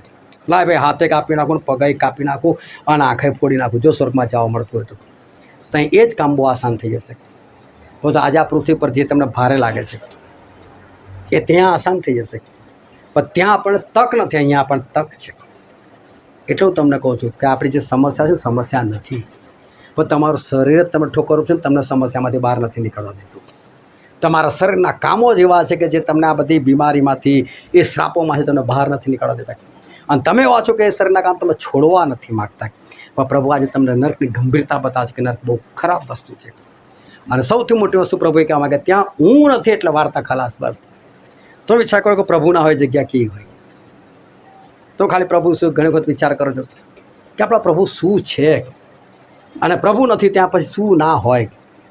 પ્રભુ હું પ્રકાશ છું, નર્કમાં પ્રકાશ નથી કેમ કે પ્રભુ નથી. તમે ખાલી વિચાર કરો પ્રભુ જેટલું જેટલું હું છું, જીવનની રોટલી હું છું, ત્યાં કોઈ જીવન નથી. ત્યાં જીવનની રોટલી, જીવનનું જણું છું, ત્યાં કોઈ પાણી નથી.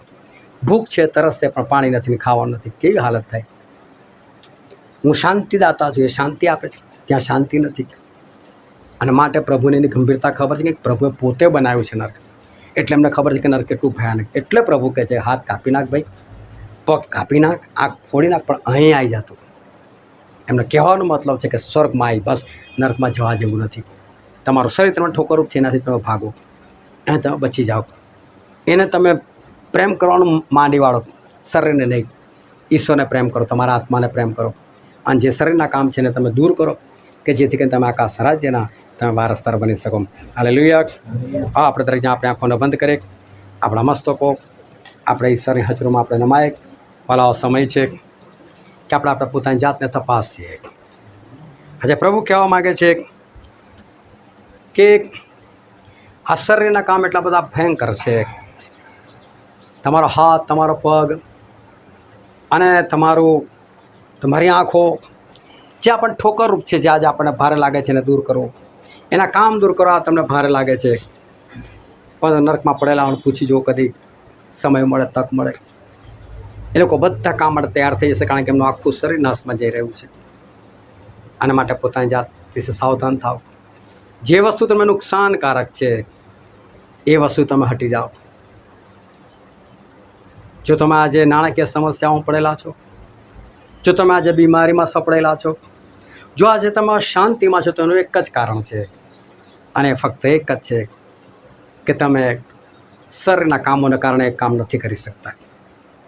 તમારા મોજ શોખને કારણે તમે વસ્તુ નથી કરી શકતા, અને એ દેહના કામ આજે તમને નાશમાં લઈ જઈ રહ્યા છે. પરંતુ પ્રભુ કહે છે કે તારા હાથને કાપી નાખ, તારા પગને કાપી નાખ, તારી આંખને ફોડી નાખ, પણ તું સ્વર્ગમાં આવી જા. બસ એટલું ઈશ્વર કહેવા માગે છે.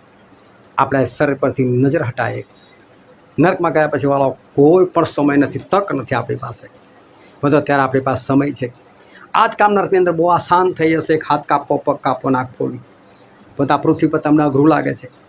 પણ જ્યારે આસાન થઈ જશે ત્યારે તમને કોઈ કરવા માટે નથી કહેવાનું.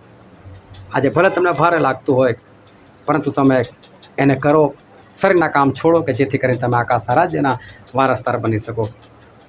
આ વચન સમજવા માટે, ગ્રહણ કરવા માટે, એ પ્રમાણે ચાલવા માટે પ્રભુ ઈસુ ખ્રિસ્તની કૃપા આપણા દરેક પર થાવ.